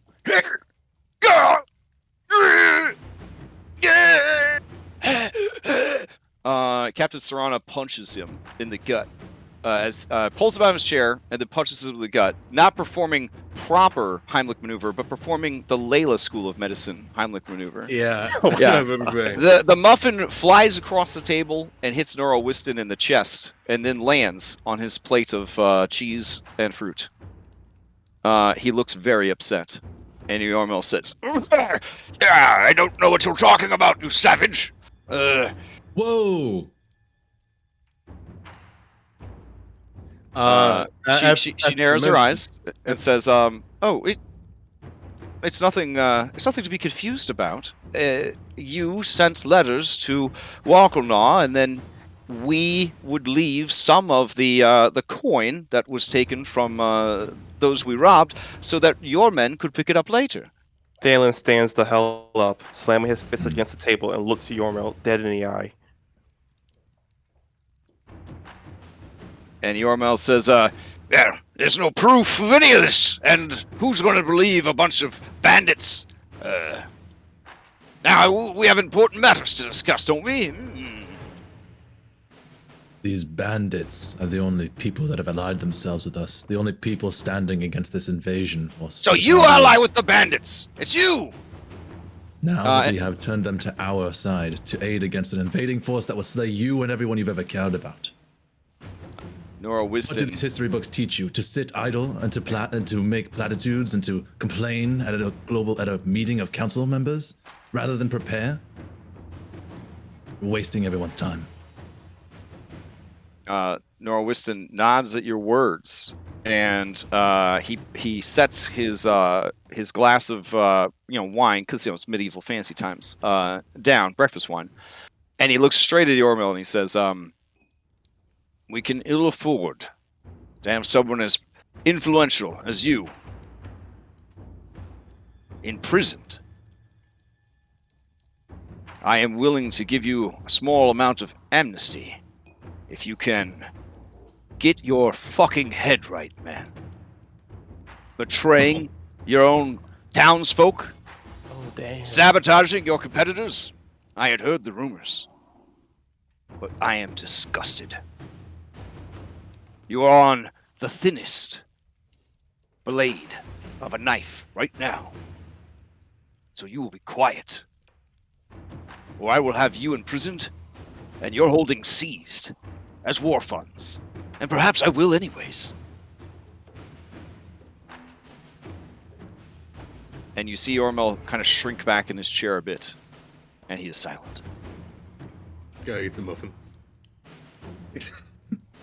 Barnabas looks genuinely impressed by Noro for the first time. Drellin just nods his head.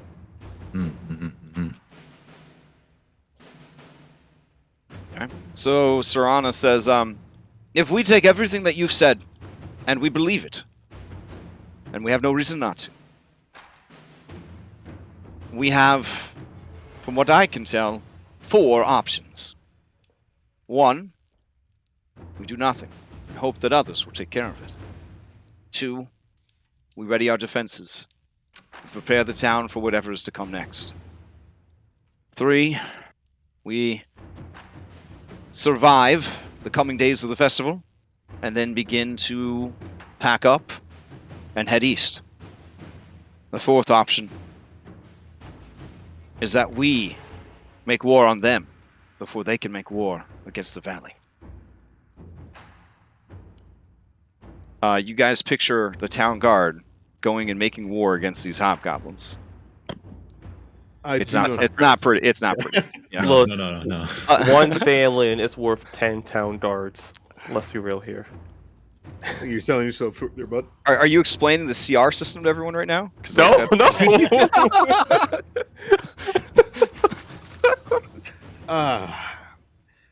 I think we should cross with the fourth option. They are Legion, and they have magic that could kill our god in swaths. We did not finish off the Blood Priest, and I think that she could wipe out half of the god if she found her way here. Oh, so Brother Durney says, so they have a priestess amongst them. That is Yes. troubling. It seems to be able to animate blood and have it infect people. You see Sir Tyrion look very upset because he is from the third age of magic, and that is just inappropriate. I mean, obviously they had a shitload of it, and there were a lot of really cool prestige classes for blood magic, but it was still very taboo. And he just blanches at the mention of blood magic. It seems to be their specialty.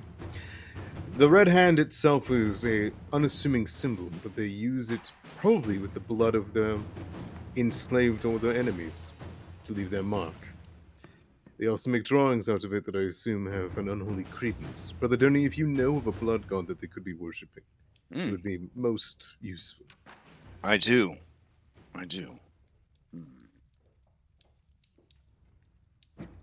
It is likely they are servants of Bane, the god of war and conquest. Not to be confused with Bane from Forgotten Realms, who is more like assassins and stuff. This is the fourth age of magic. Bane, god of war and conquest. And also not to be confused with the best Bane of all time, the one from the Harlequin animated TV show. So, Yep. yeah. Canonically, the only Bane that exists in my mind. So, if I had the money, I would hire that voice actor to dub over that one Batman Returns movie, and then all the dialogue would just be that Bane, because that's the best Bane. So, from what you know, militaristic cultures love Bane and love to serve him and conquer in his name.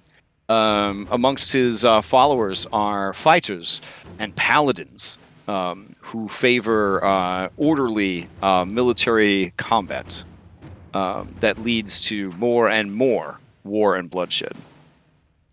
His followers are never allow their mantra is never allow your fear to gain mastery over you, but drive it into the hearts of your foes.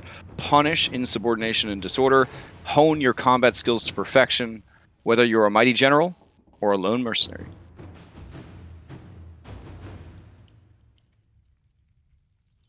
That is troubling. And at least we know what they are getting their power from.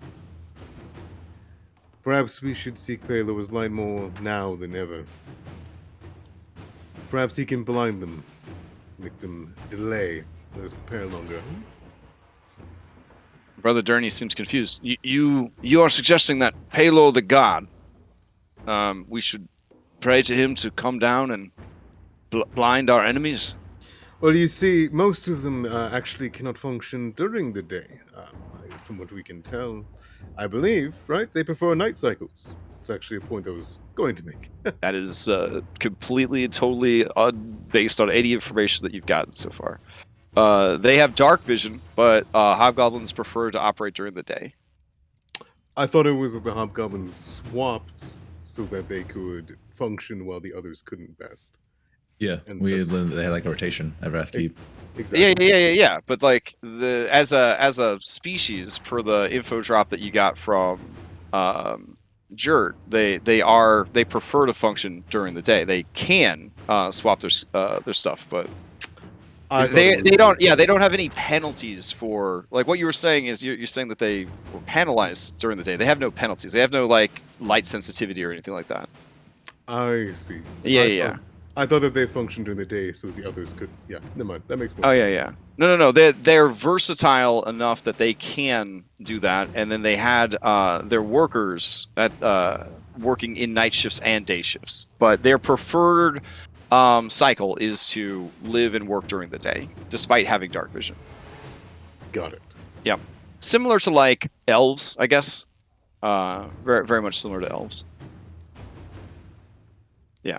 But yeah, so as far as like letting them know that, you would kind of explain that they are able to function during the night and seem to be operating right now at night. But you may want to add on there that they are fully capable of fighting during the day. Yeah, Yeah. their main force. Yeah, Yeah. absolutely. Okay. Cool. All right. So everyone kind of nods. Some people write that down. They seem very agitated and very nervous. Even Sir Tyrion looks like he's. It looks like he's mulling things over in his mind, and Big Brain Wizard. He doesn't look like he's coming to any good conclusions here as he kind of plays out scenarios in his head. Do we by chance have any extra numbers coming into the festival? Mercenaries that we could hire that are already protecting caravans? Delora speaks up and says, yes, there are. There are mercenaries that are sort of here offering their services. Times are tough all throughout the Vale, it turns out, and many are fearing attacks on the road. This is the time for mercenaries to shine. I myself was planning to speak with some and try to broker some trade. A good mercenary is nothing without a good mount. Yes, we should, Nora, if possible, conscript some of them.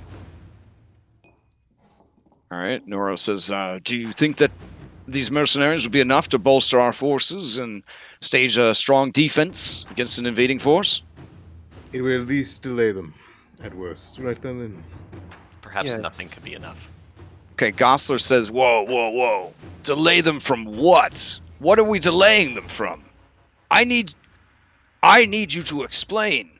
If we defend ourselves, I want to walk away from that. I don't want to die for everyone else in the Vale. No offense, but I like being alive. If our options are to stand and fight just to slow them down, I'd rather just burn everything to the ground and move east. We all would like to live, Gosler.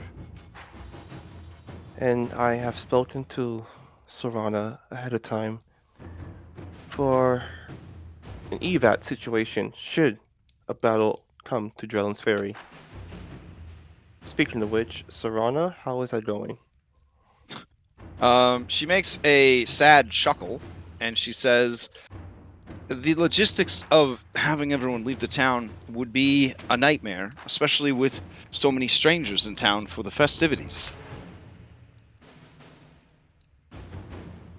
Even after the festival is over, these are people who have lived in these lands since this town was nothing more than a collection of sticks and rocks thrown together to make hovels. It would be very hard to convince people to leave. At best, I think we could convince half the town's population that leaving is in their best interest, and only then if we scared them stupid. Most are too proud and too bold and too brave and too brash to ever give up what's theirs.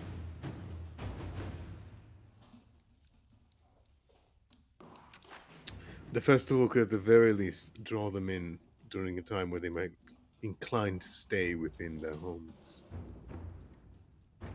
If there was ever a time to make a plea of such a thing, it would be at that time.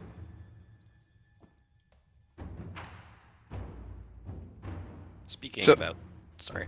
So you're saying that we should wait until the festival is over, then gather the town up on the perhaps final evening and explain what is coming? And explain that, what? They need to prepare to leave? Or they might end up dying defending their homes? I am unsure. That is something I would leave to the gods and to Thanlin, but I have, since we've known about this threat, always said that we should tell the people. And I have stopped myself at your guys' beck and call. I'll leave when and why you tell them to you. Truth be told, I've given this a lot of thought, as what Guy has said. Maybe it is best that we inform the townspeople now. give them a head start.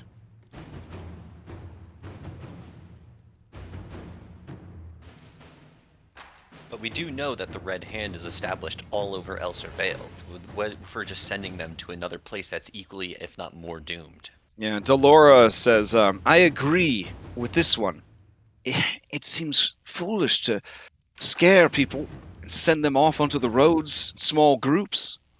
We were just discussing the need for mercenary guard. Without a proper escort, you might be sending these people to their deaths. Then how do you expect us, with the numbers we have, even with the mercenaries at our side, to defend them? There I will agree. be casualties, I no don't matter think what we we will do. be able to defend fully. I think this town will get run over. Gosler looks increasingly nervous and he says, I've worked hard to build my empire. I don't want to lose it to these guys, but I just don't want to die here out of pride and foolishness. Tell it to me straight. You're heroes. You faced them in battle. If we hire every mercenary we can find, if we whip the guards into shape, if we fortify our defenses, do we have a chance of turning back this army? Us. Drellin's Ferry. Alone, probably not, but perhaps if you're willing to swallow your pride and allow the Furbolgs to join forces with you, there's a small chance. Sure, I don't care. And there's kind of a murmur from everybody about that. And Brother Durney says, well, it seems we've already had a bandit in our midst helping to run the town. At least now we know who they are and know that we share a common goal. I will not let racism stop me from accepting the aid of allies, despite their questionable past and motives. We also mean to discuss with the elves. If we have enough time and we're able to do so, we might have more allies then. That's when Gosler says, whoa, wait a minute. I don't want to sound racist, but Please don't stop. Hold your thought. Starting any conversation like that is we're Yeah, going on a bad track. Rifina nods. That's in her book of how to be a good noble, is never start with that line. Gosler says, all right, let me dial it back. Yeah, those shadowy knife ears, they're not going to help anybody for anything. You can't trust them. Fuck? Yeah, you see Serana smash her hand down onto the table, breaking her plate, and she says, enough! You're out of line. And she says, with your own heritage, you know what it's like to be mistreated and mistrusted. Sure, they live in the shadows. Sure, their magics are mysterious and scary. And sure, they live amongst monsters and beasts of nightmare. And sure, they're... Okay, this isn't helping. They're very scary, I admit that. And they're very mysterious. But they are very powerful. And if these heroes think that they can recruit them to our cause, I say do it. Thank you. I've spoken with They'll all look to you, Guy. I've spoken with Layla. Their ability to ride on the owls of the Witchwood would give us a superiority of the air that I don't think that they have. And just might give us a chance. I'm sure. Delora raises two fingers. Yes? You said that they had a dragon. Dragons can fly. If you have not encountered one. It is likely one about the size of this table, so juvenile maybe? I know my beast of burden. A flying owl, even of a size capable of carrying an elf, would be easy prey for any dragon. If a dragon appears, we will handle it. Carry on. In addition to that dragon, you're likely looking at other beast of burdens, perhaps manticores, or I don't know, maybe a wyvern. Just a rough shot of monsters they've enslaved. They prefer melee combat, it seems. They're not slouches as archers, but personal experience, they've definitely hit harder when you can close the gap. So the more distance you can put between them, maybe the better. They also work in tandem with one another, so if you ever fight more than one, then, well, you're better off retreating. Okay, Serrano says, but you've already described them as being legion. That implies that there's at least 1,000 or more in their army. Yes. At least per their own description, yes. Mm-hmm. Do you believe that they were bluffing? Based on the way they regard life, I do not think so. One of them was nearly willing to drag himself off a cliff just to kill Thanlin. I agree. I don't know that they observe deception. I think they would find it worse than suicide. Jert, do you have anything to say? She wasn't lying when we talked to her. So their forces are most likely beyond 1,000. And even if they weren't, the sheer power of the individual units, even the generic spellcasters, if you could call them that, are beyond anything I've ever encountered.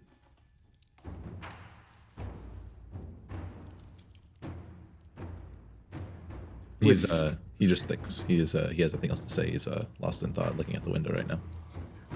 With what Jert says in mind, no matter what happens, as soon as we're done this council meeting, we will be reinforcing the town, just in case there is, if we decide to escape, no time to evacuate. And we will speak to the elves, whether some of you like it or not. And while I do have an in with the Queen, it will be difficult. We cannot rely on them. But you can put your faith in us. Avarthel, when we seek to find the elves, would it be possible for you to give us aid in making contact with them? Abarthel looks at you and says, you wish to speak with the elves, and my understanding is that you have a way to meet directly with their queen, Celeria Starsinger. Kind of have to find them first. We have a planned meeting with some of the elves. If that goes well, we meet with the Queen, plead our case. I see. It has been a long time since the queen has met with outsiders.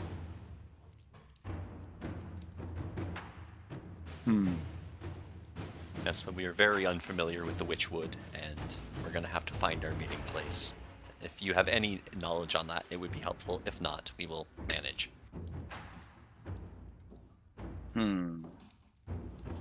I have no love of the Shadow Elves of the Witchwood, but I do have knowledge of their ways. They are more fey than most of the elvish bloodline. They like favors. It is almost sort of their preferred currency. You're going to need to be careful that they don't try to trick you into some sort of deal or bargain that you will be unable to meet.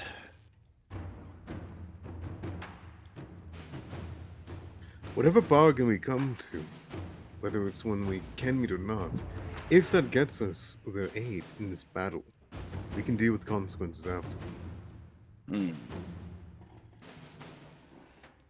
I know a thing or two about making contracts.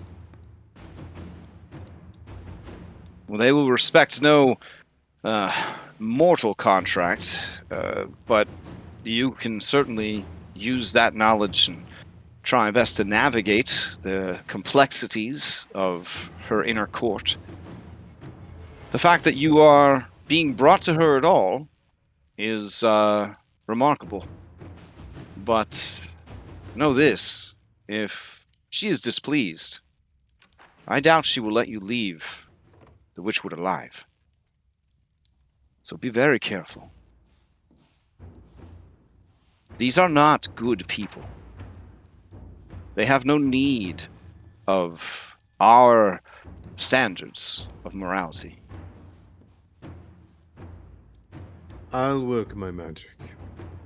Anything you can do to help us get there would be appreciated. They smile and say, well, with the loss of Orion to your ranks, I at first thought he had been slain, but apparently he was seen traveling through the town. Yes, I understand. I will do what I can to aid you, but I will not be leaving Drellin's Ferry until I feel that the town is made up its mind. And if it decides that evacuation is the goal, I will use my training and skills to protect those who seek refuge elsewhere. If the decision is made to stay and fight and die to protect these lands, then I will do that as well. As a half-elf, they have done good by me and given me a place in their community. It is I who chose to live apart, but in my heart, I have always been here in this community. And she kind of looks to Noro and nods, or they look to Noro and nod, and Noro kind of nods back, his face warm.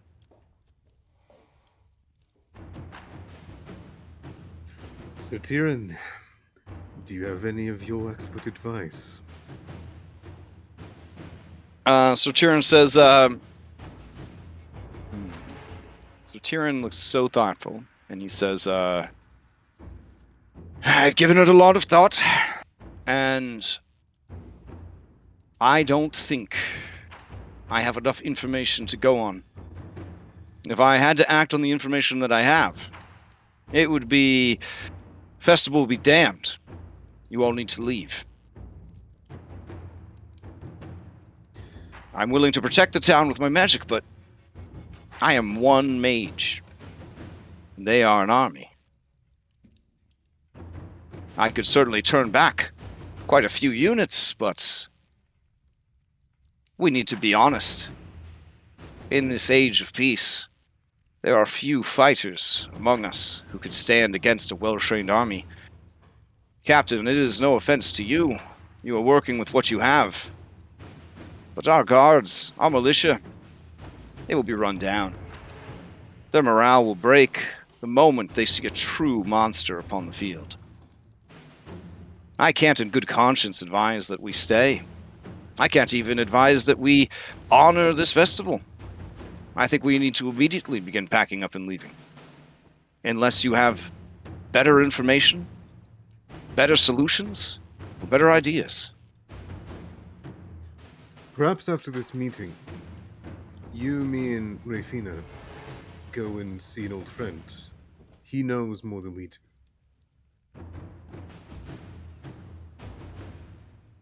Oof. That's a meeting I want to see. Yeah. All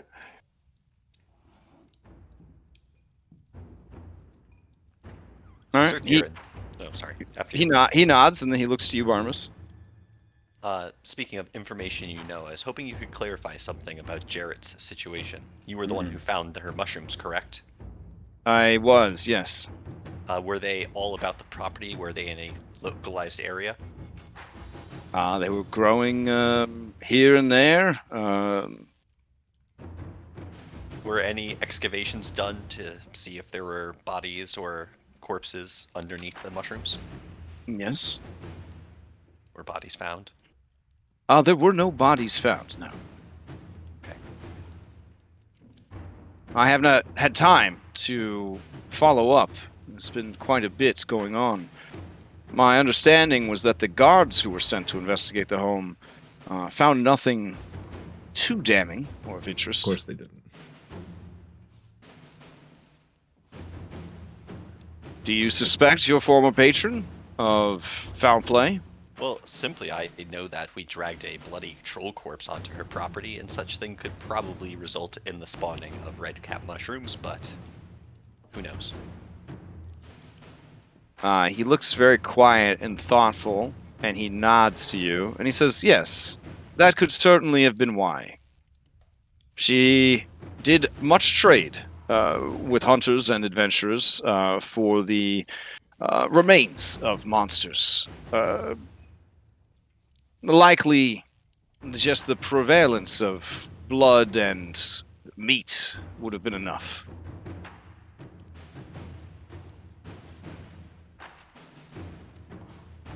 I'm still confused on why she brought me to Drellin's Ferry in the first place. And if I do get the chance, I will seek her out and find out. I mean, Kellen, who's been quiet the whole time, says, well, I can't speak for her, but I know why I would bring you here. You turned out to be damned fine heroes, capable combatants. She always had a dream of starting her own mercenary company. I think that you were going to be the flagship of her fleet of mercenaries. She was hoping to train you up as a sort of leader of other heroes and see where it went from there. Doesn't explain why she would betray us. If she did. Do you feel betrayed? I am unsure. Without asking her, it's hard to tell. Though there was affection whenever we were around. Kind of grabs at his hat. It does seem odd. Perhaps they were blackmailed. Everyone turns and looks at Yormil. Yep, that's what I was going to say. Jared says, but they're already ahead of me. Yep. Yormil stammers and and as he goes to speak, Noro says, "Weigh your words carefully, traitor." Ooh, fuck. And Yormil says, Jarrett was always good competition. Shady, but I think many of us are. And he stares down Kellen, literally named Shadowbanks. And you see Kellen's mustache ripple, flexing its muscles. And then Yormil says, no, my efforts were dedicated to removing my rival from across the way. And then they all kind of like just sigh at the despicableness of it all. And he says, what? It's not a big town. Hey, I didn't want to have to compete. Listen. I imagine Jarrett probably fled because she was worried about something. Something that would be discovered when those mushrooms were found. You say that you sent the guards to check out the house, but did you really think that those idiots, and he kind of looks sideways at the captain, could have found anything? Huh? They could barely put their boots on straight.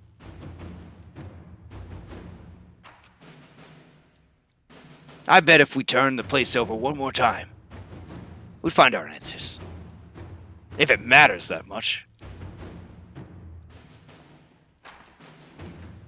Maybe she just got wise and left, leaving the rest of us to slow him down. I don't think so. But I'm sure that we'll meet her in the future. Perhaps she was just getting a head start. She was one of the few people privy to the dangers that were coming for this town.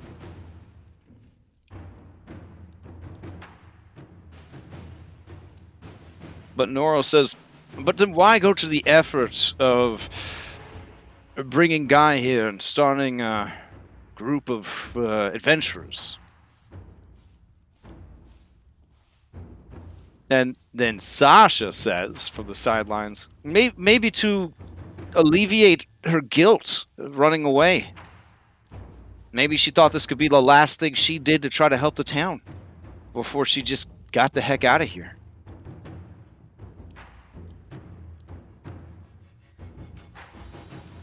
I don't know. Pauses and shakes his head. We'll go in circles all day on why Jarrett left. All we need to know is that she's gone and we can't rely on her supplies. Maybe keep a lookout for her at the festival. I don't know. Maybe someone who is coming to the festival saw her. Kellen, we were- can you when you're out? With one less merchant in town, that means there will be less supplies. We are searching for high-quality diamonds moving forward. Would anyone in this town have access to them? Kind of looks at Eormel. Eormel says, I mean, I might have a few in my stocks. Would you be willing to sell them? He looks nervously at Noro, and he says, assuming they haven't been confiscated by the town. Of course. I'd be even willing to say that recompense for the town is in order. Same. Noro says, it will be sorted out.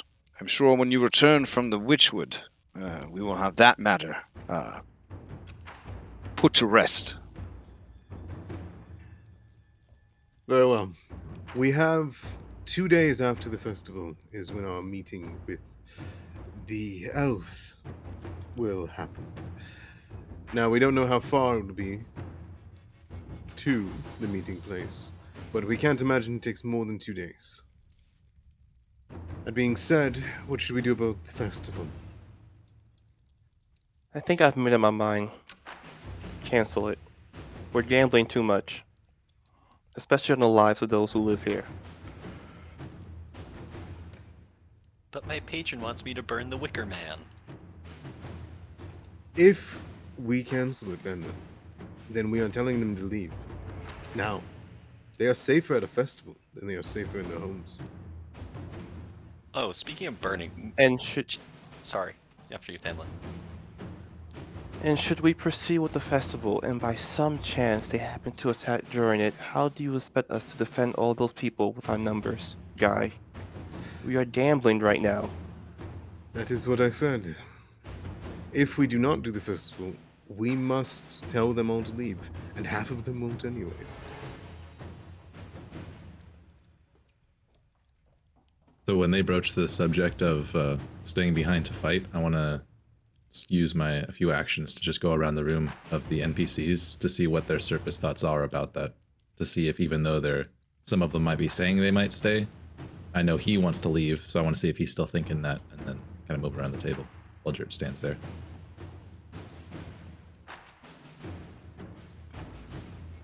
Okay. Let's see. All right. So you want to know what every person in this room is thinking with their surface thoughts when... What's the trigger for this? Just while they're talking about staying, while Thanlin and Guy for the next couple of minutes are talking about staying behind or going, I just want to spend my action going around the table. So every like 6 seconds, I'm just going to move to the next person to see if they're thinking of fleeing or fighting. Okay, so you're going to give each person 6 seconds, so you can do 10 people. Got it. All right. So after listening for 10 minutes, you kind of get a sense for what everybody's doing. You kind of dig deeper. Who's the first person you want to read? We'll start with, I think, the quietest person throughout this.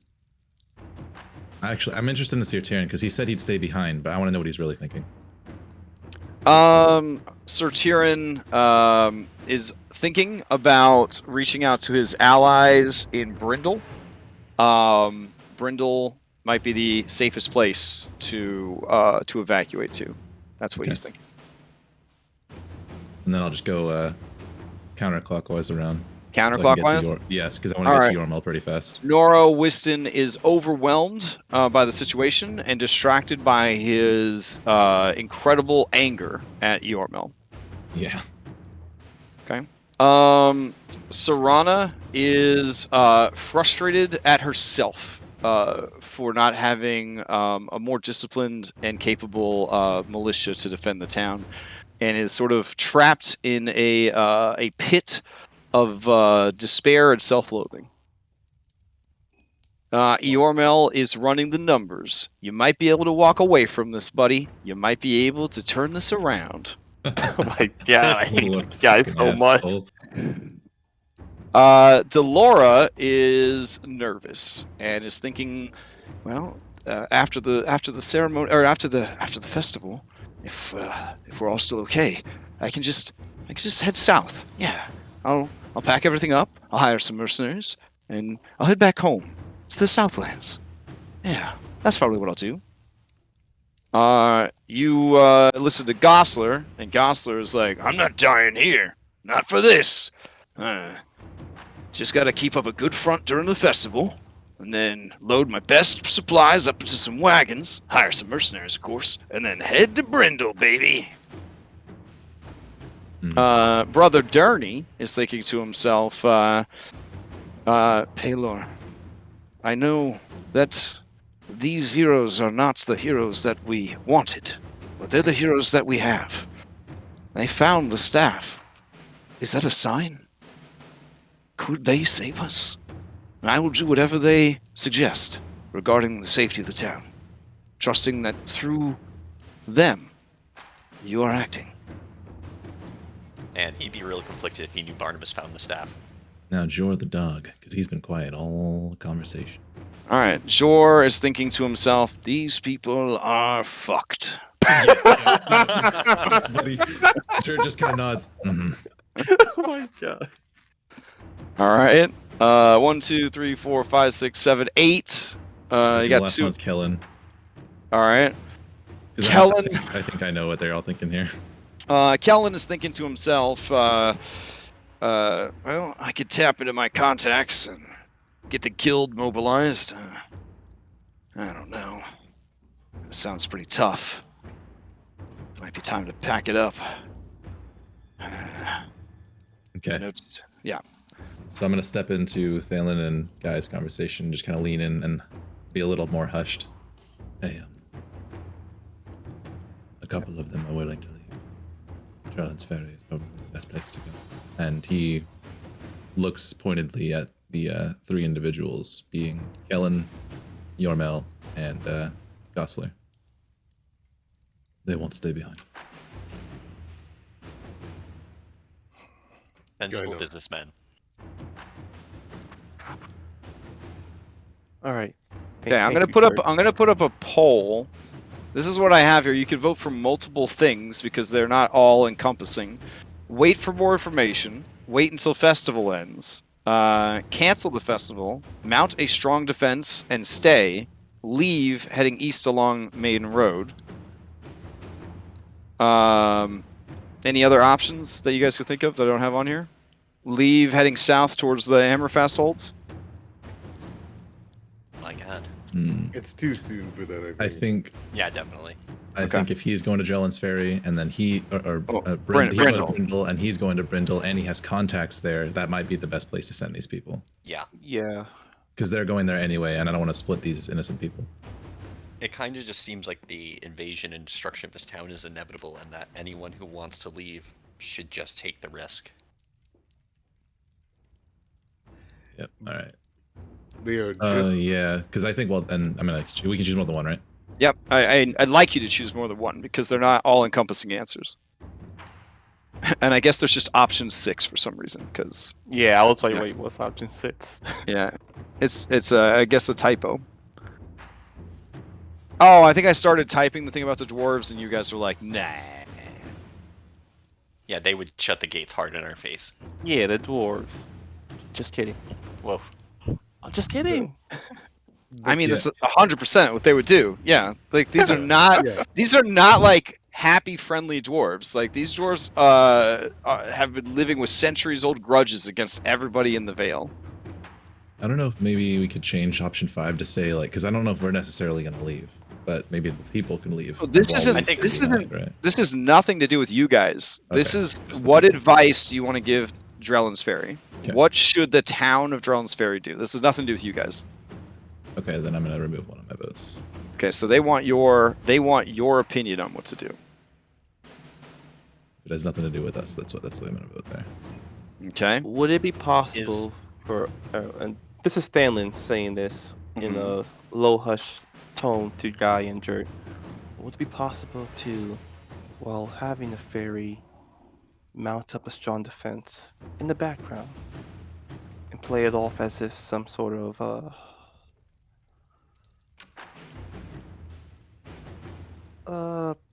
practice, I guess? I don't like lying to Or fucking straight tide, boys. I know, that's the thing. Here's the way I see that. Yeah, go ahead. Oh no, you got it. Here's the way I see this. People are going to leave whether we ask them to stay or not. That weakens our chances at mounting a defense. We should send the people that are not willing to fight or cannot fight away. And any who want to stay behind can fight, but I would question the viability of such a force against the invasion. We may just be slowing down the inevitable and wasting our only chance at defending them on transit. But delaying them will still buy time for those who are leaving, though.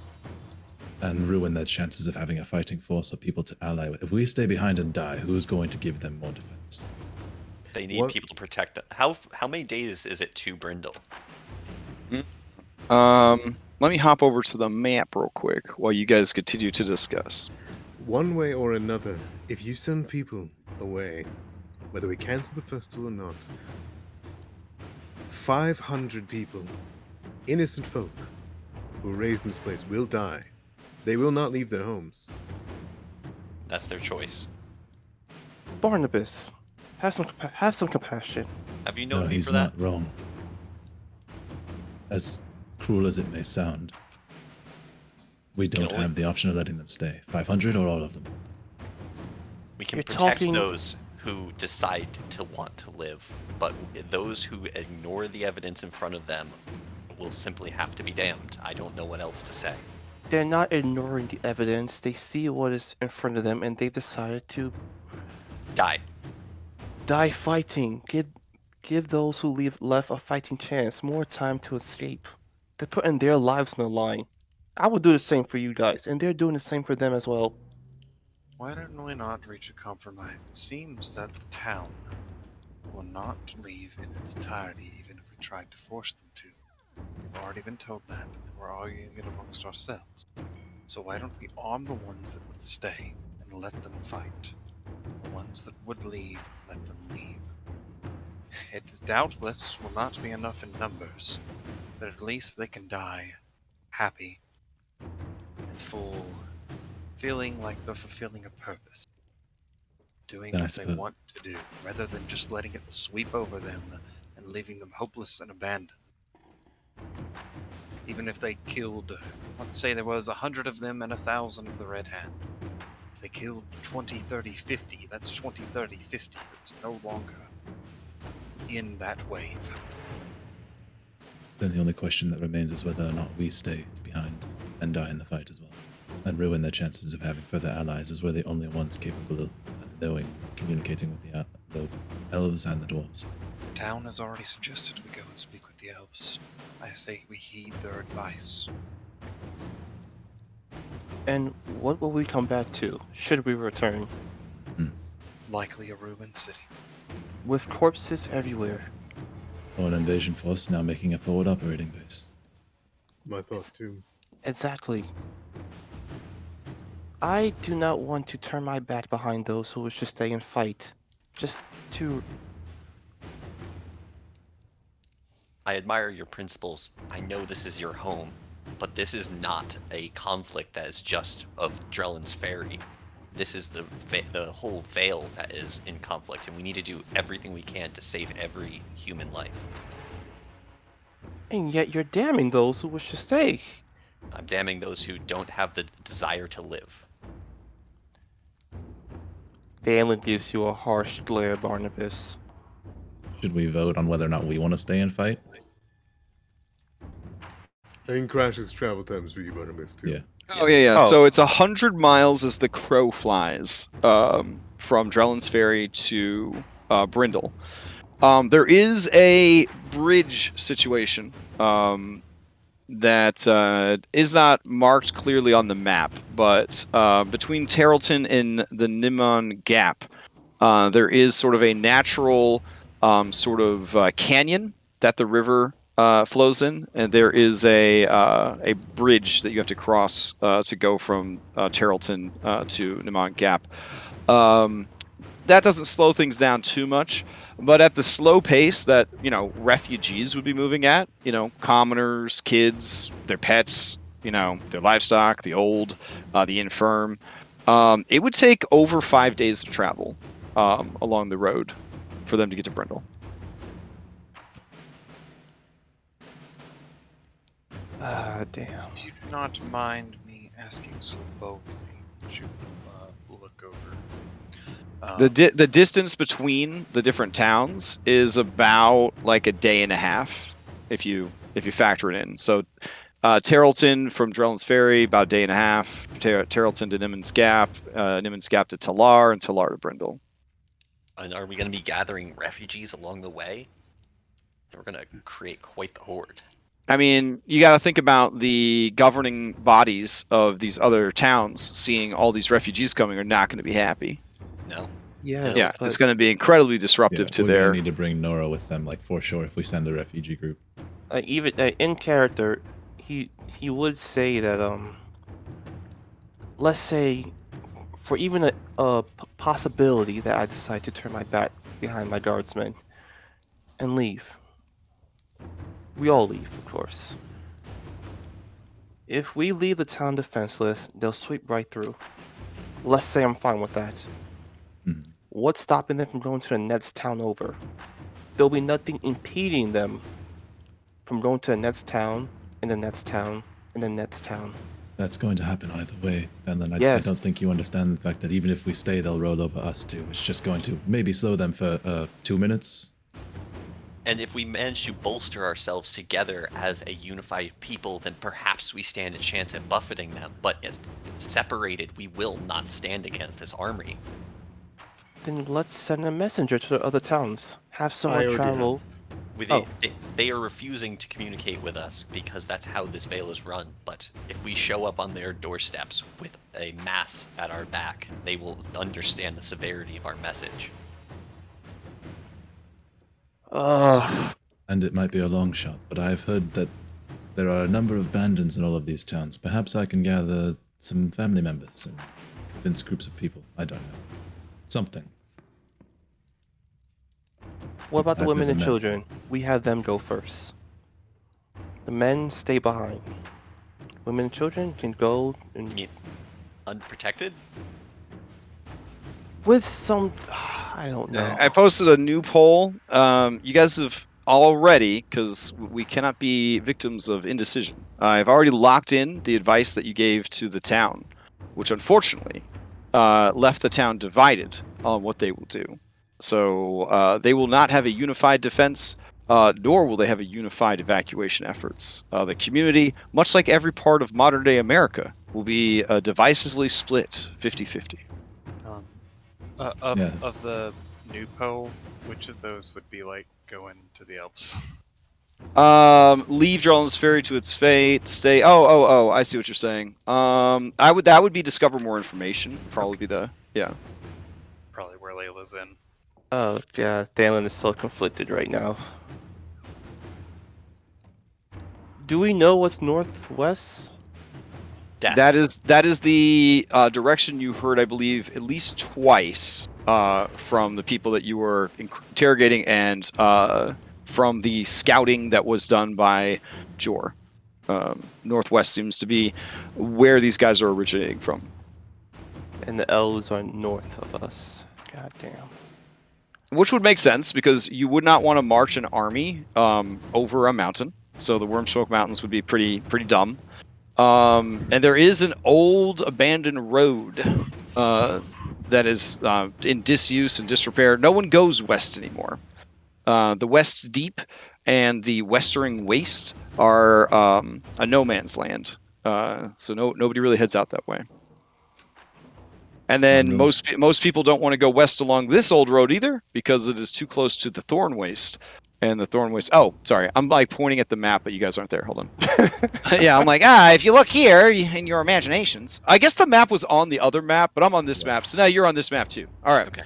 So, yeah. So, northwest of the keep, more than likely implies that they are either in the base of this mountain with this old dwarven trade road, or they're somewhere like up in this general area near the Endless Plains, maybe in the shadow of the mountain, close to the old road inn. You can't imagine that they would have a full army in the mountains, especially with the varied creatures that they have with them. It just would be very hard to get supplies and things like that through the mountains. Unless these guys have some fucking elephants or something, elephants through the Alps situation. Like anything's possible in Dungeons and Dragons, but looking at the map, northwest of that location could imply that they're anywhere along the edge of the mountains, in the mountains, or in the shadows of the mountains up by the Endless Plains. Crash. When we talk about northern dwarves, what area are we speaking of? They're talking about these hill dwarves.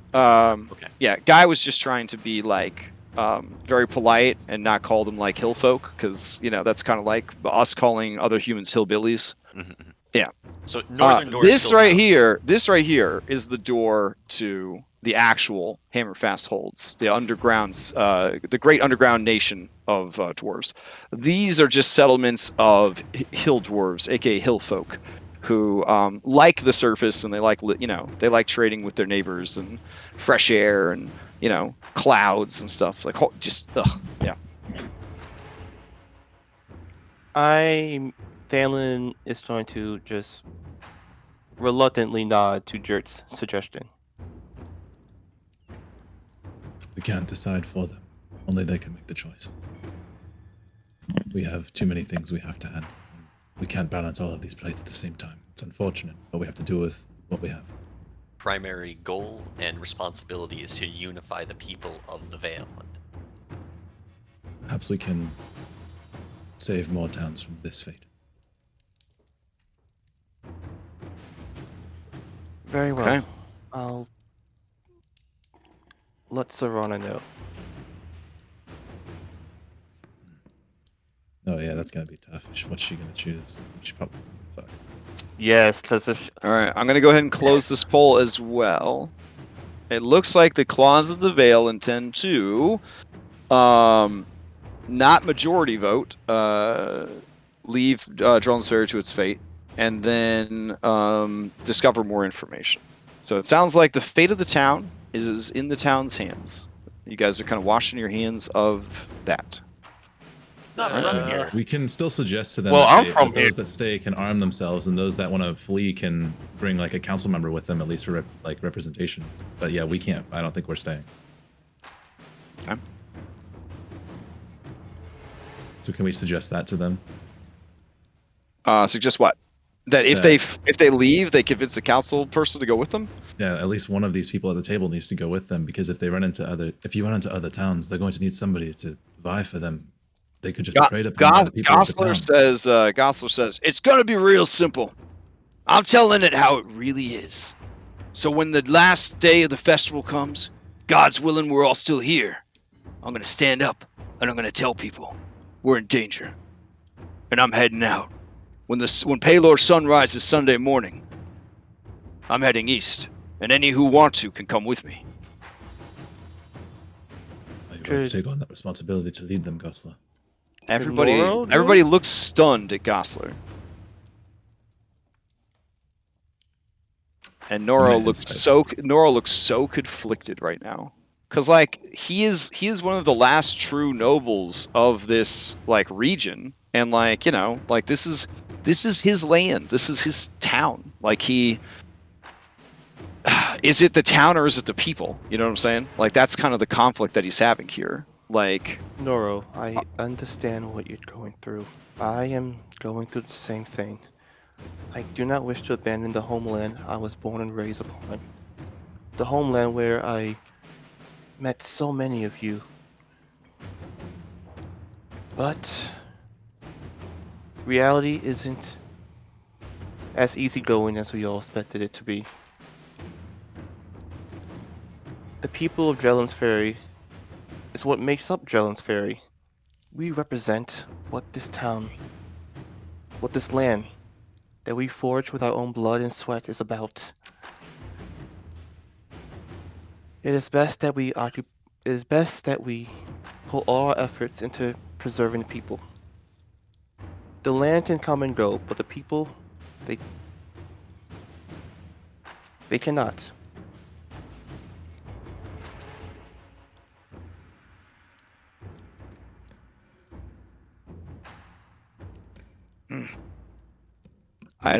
I'm not able to decide now. I need more time to think. But I will not force anyone to stay and fight, nor will I prevent them from leaving.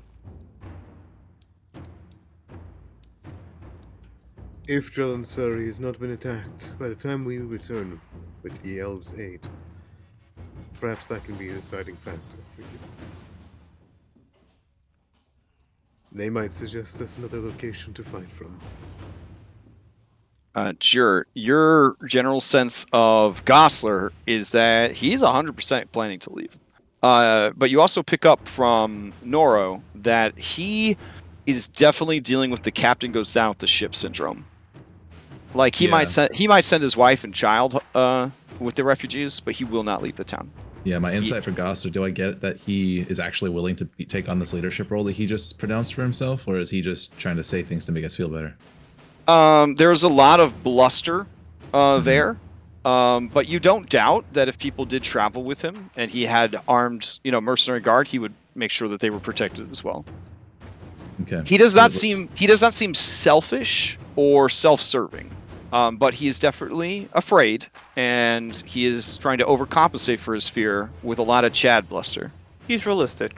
Let's just say that. He's not happy as a half orc in this region. It's been very hard to rise to the position that he is in and gain the resources and wealth that he has, and to leave behind his property. He knows that if Nora wanted to, he could just basically like say that's not your property anymore. Like we need this we need this for the war efforts or whatever. So he is making a huge sacrifice here, but he really truly believes that he needs to get out of there. He does not want to die. Okay. So it's unanimous. Sarana looks like she will stay here and die with the town. Like she has no intention of leaving. Fuck yeah. God. She will Damn she will not leave. Yeah. Oh, Thalen. Nora, Mm. your family and your people will need you when they leave this town. You're the last person that carries so much authority around here. Don't you think the other towns would see such? Perhaps treat these refugees better if you go with them. Something to think about. Like you said, you don't need to decide now, but I would be remiss not mentioning it. For what it's worth, your people will look to you as an example, and there will be many who will choose to stay because they believe that your cause is righteous. Okay, you see even more pressure added to this man's shoulders with those Come on, words. What? Come on. The other, fuck off. Barnabas, like, are you fucking kidding me? Hey, listen, I'm not trying to just defend the oligarchy of America, but there is a reason why people in leadership positions are generally compensated more, because there are invisible factors at play that wear on them constantly. And this is a great example of that. As you have pointed out, whatever this man decides to do, that will influence a tremendous amount of other people. So if he picks the wrong thing, he gets all of those people killed. And conversely, the people that don't agree with him, they might die also. And so, like, he's holding the lives, in his mind at least, the lives of everyone in this town are kind of, like, weighed against his actions, or inaction.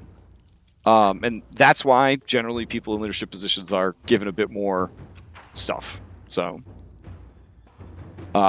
regardless of society and culture and stuff like that. Generally, leaders are kind of given a bit more because they are under those pressures.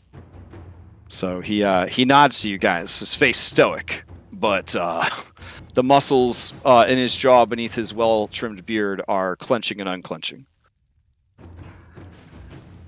I would say, Nora, there will always be something to rebuild on your land when we defeat this foe. And they will need you.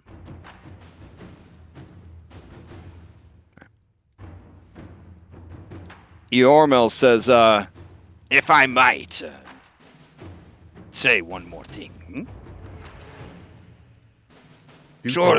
Surely you could indulge me just one more thing, huh? Get out with it. You say that they're coming from the west? Well, look here.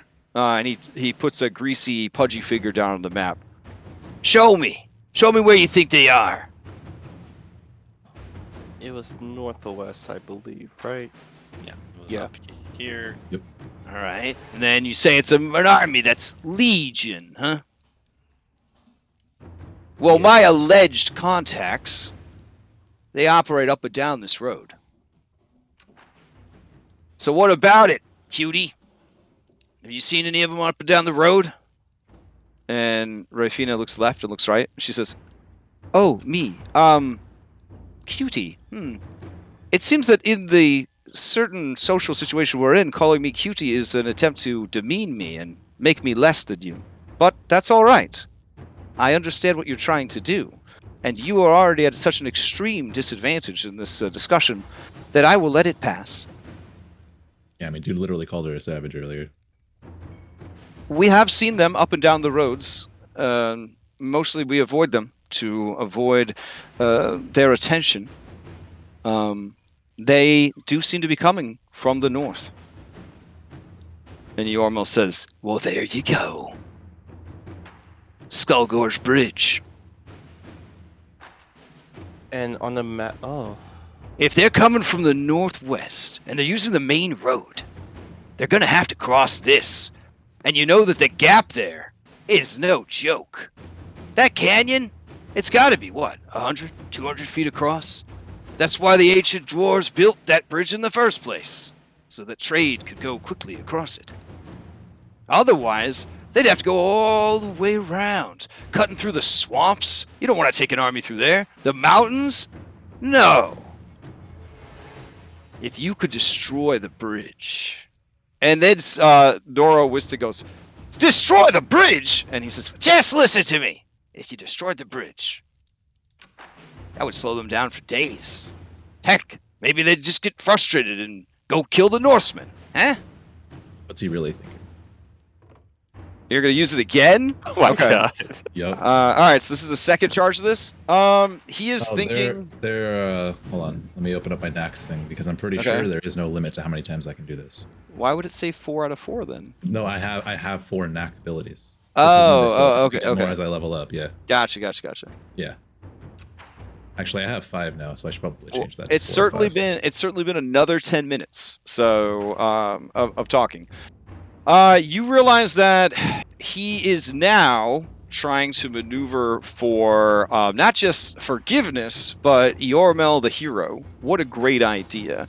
It's killing him inside. Basically his thoughts go, "It's a damn shame to see the bridge go down. If I still had a business, I'd be ruined. But you know what? Might as well take everybody with me. Fuck that bridge." Okay, but it's not. Okay, my worry was that he was plotting something like to kill us while we were going to go there. But if all he's worried about is trying to make himself look good, then I'm all right with that. You get the sense that if he was still in control of this meeting and this conversation, he would be opposed to the destruction of the bridge, because it would be it would basically be the murder of like 33% of the town's income. Right, but the town's going to be destroyed anyway, so at this point, he's So like, fuck it, yeah. right, yeah. I love this plan. Yeah, same here. I don't think it's a bad idea. And then And we plus- can enter the Witchwood from The rivers or lake pathways. Yeah, it doesn't show it very well on the map, because the guy that made the map just a total hack. No, I made the map, but I copied it off of the original map, so it didn't have elevations marked either. Right around there is basically like a huge drop off, like a waterfall almost, that kind of goes downwards a bit. I'm trying to draw it, but Foundry's like, "You may not use marker because you're zoomed in too close." So like that is almost like a steep drop past that pink line. So it's almost like the Witchwood along that sort of front is very uneven kind of terrain.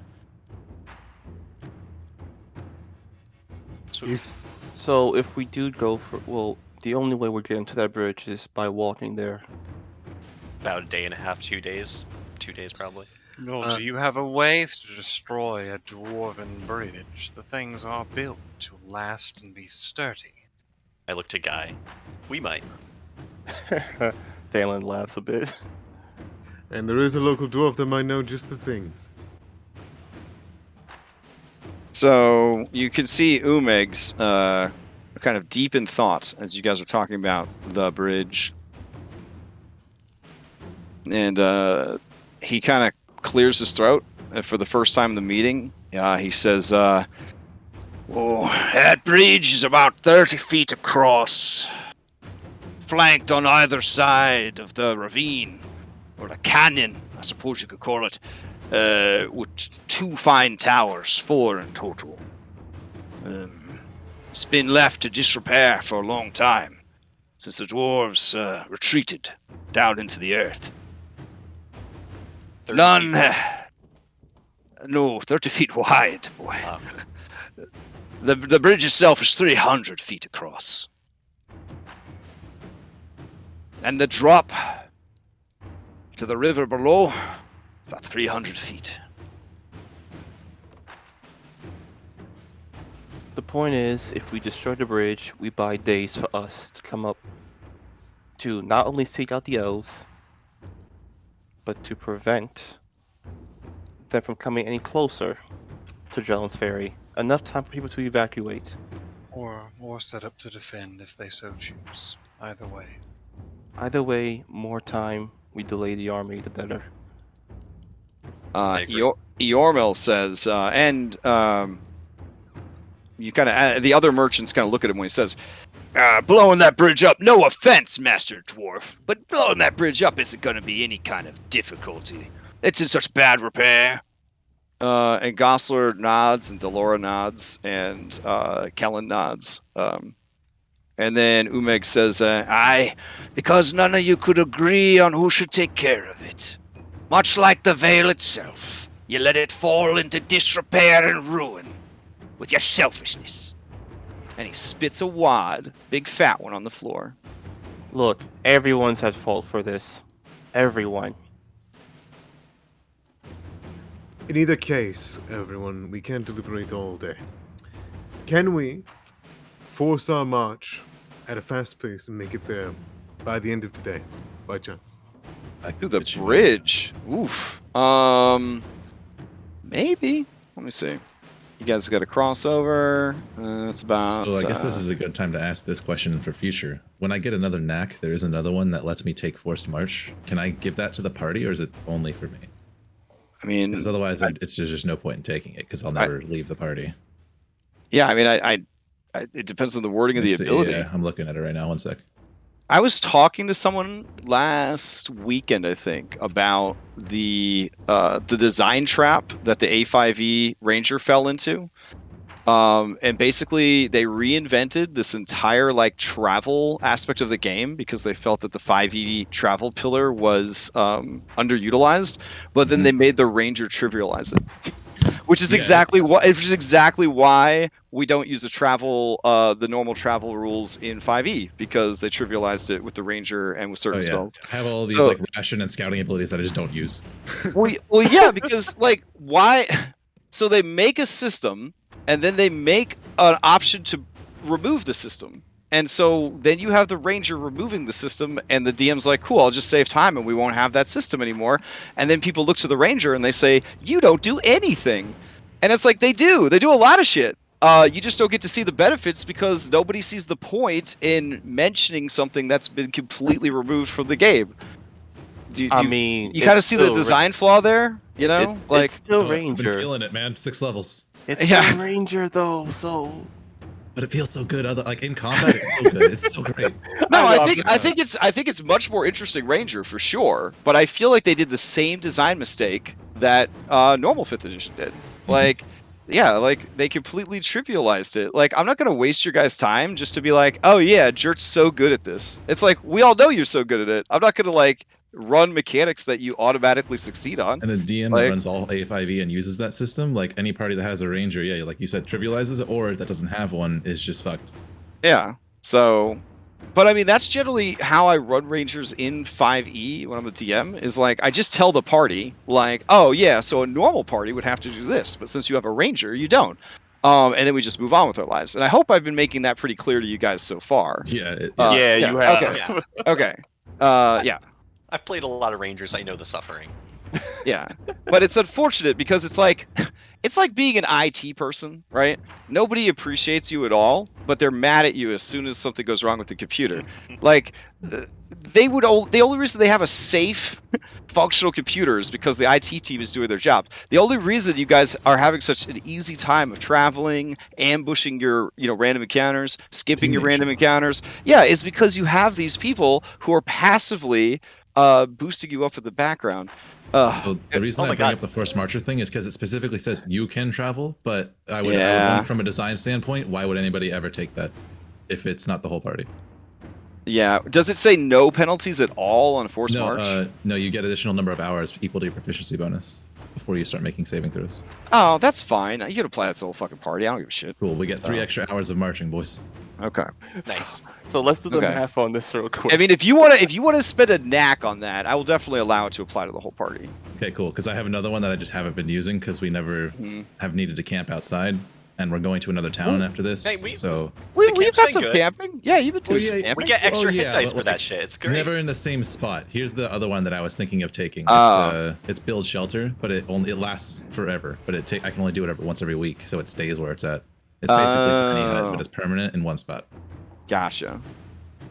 and it's not. Well, it's not a forced barrier. definitely a tiny hut. But Yeah, it ain't a forced barrier, but, like, it's a circle of rest places. What I mean, like similar. we all agree that the A5E Ranger is pretty good, but let's not go that far. Yeah. Yeah, it's a camp ability thing. Is It's what I meant. basically a Mordenkainen's mansion, guys. No. Yeah, that would No, be fantastic. That is a tent made out of a fallen tree, Jert. But okay. Hell yeah. All right. It'll service me. I don't know what you're talking about. I think we're at time here. And it looks like somebody is calculating the miles there. What is it? 20? 20 miles? It's got to be more than 20 miles. It's 30 miles to the bridge. Yeah. Okay.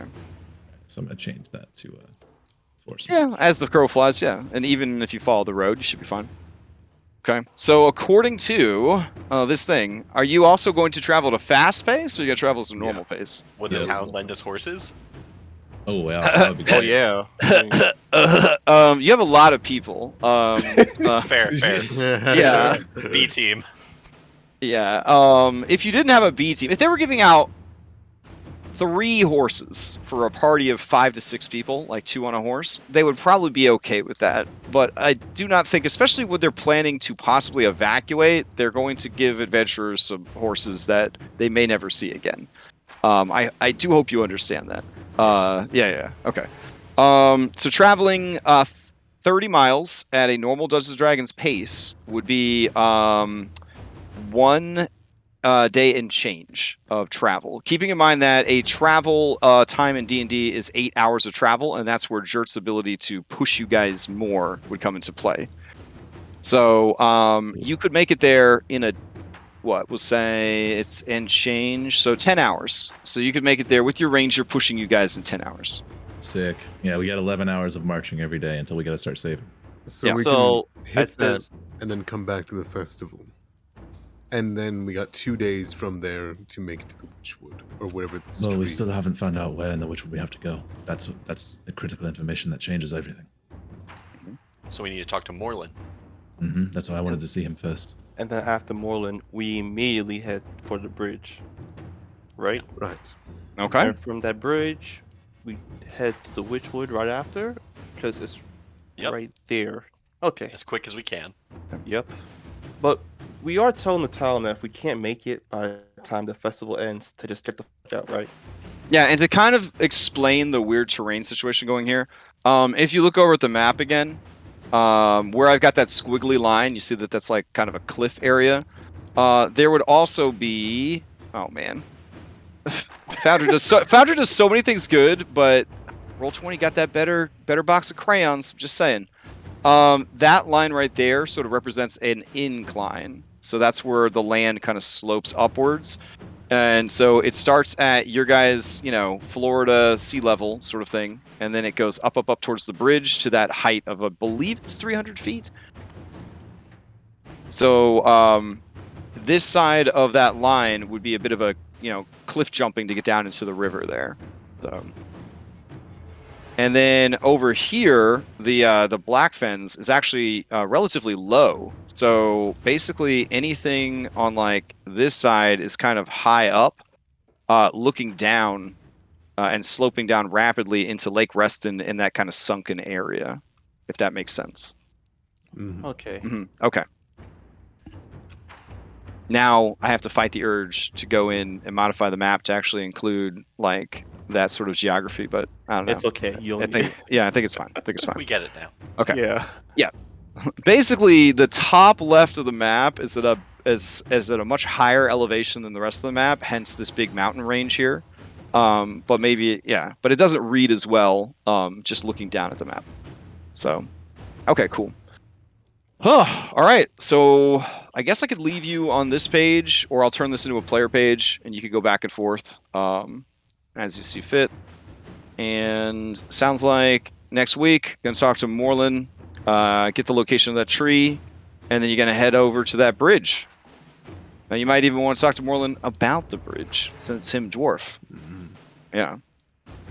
Well, since him dwarf craftsman, and he's pretty old too. So We want to bring any of the Formrains, but the Fearbogs with us to destroy this bridge.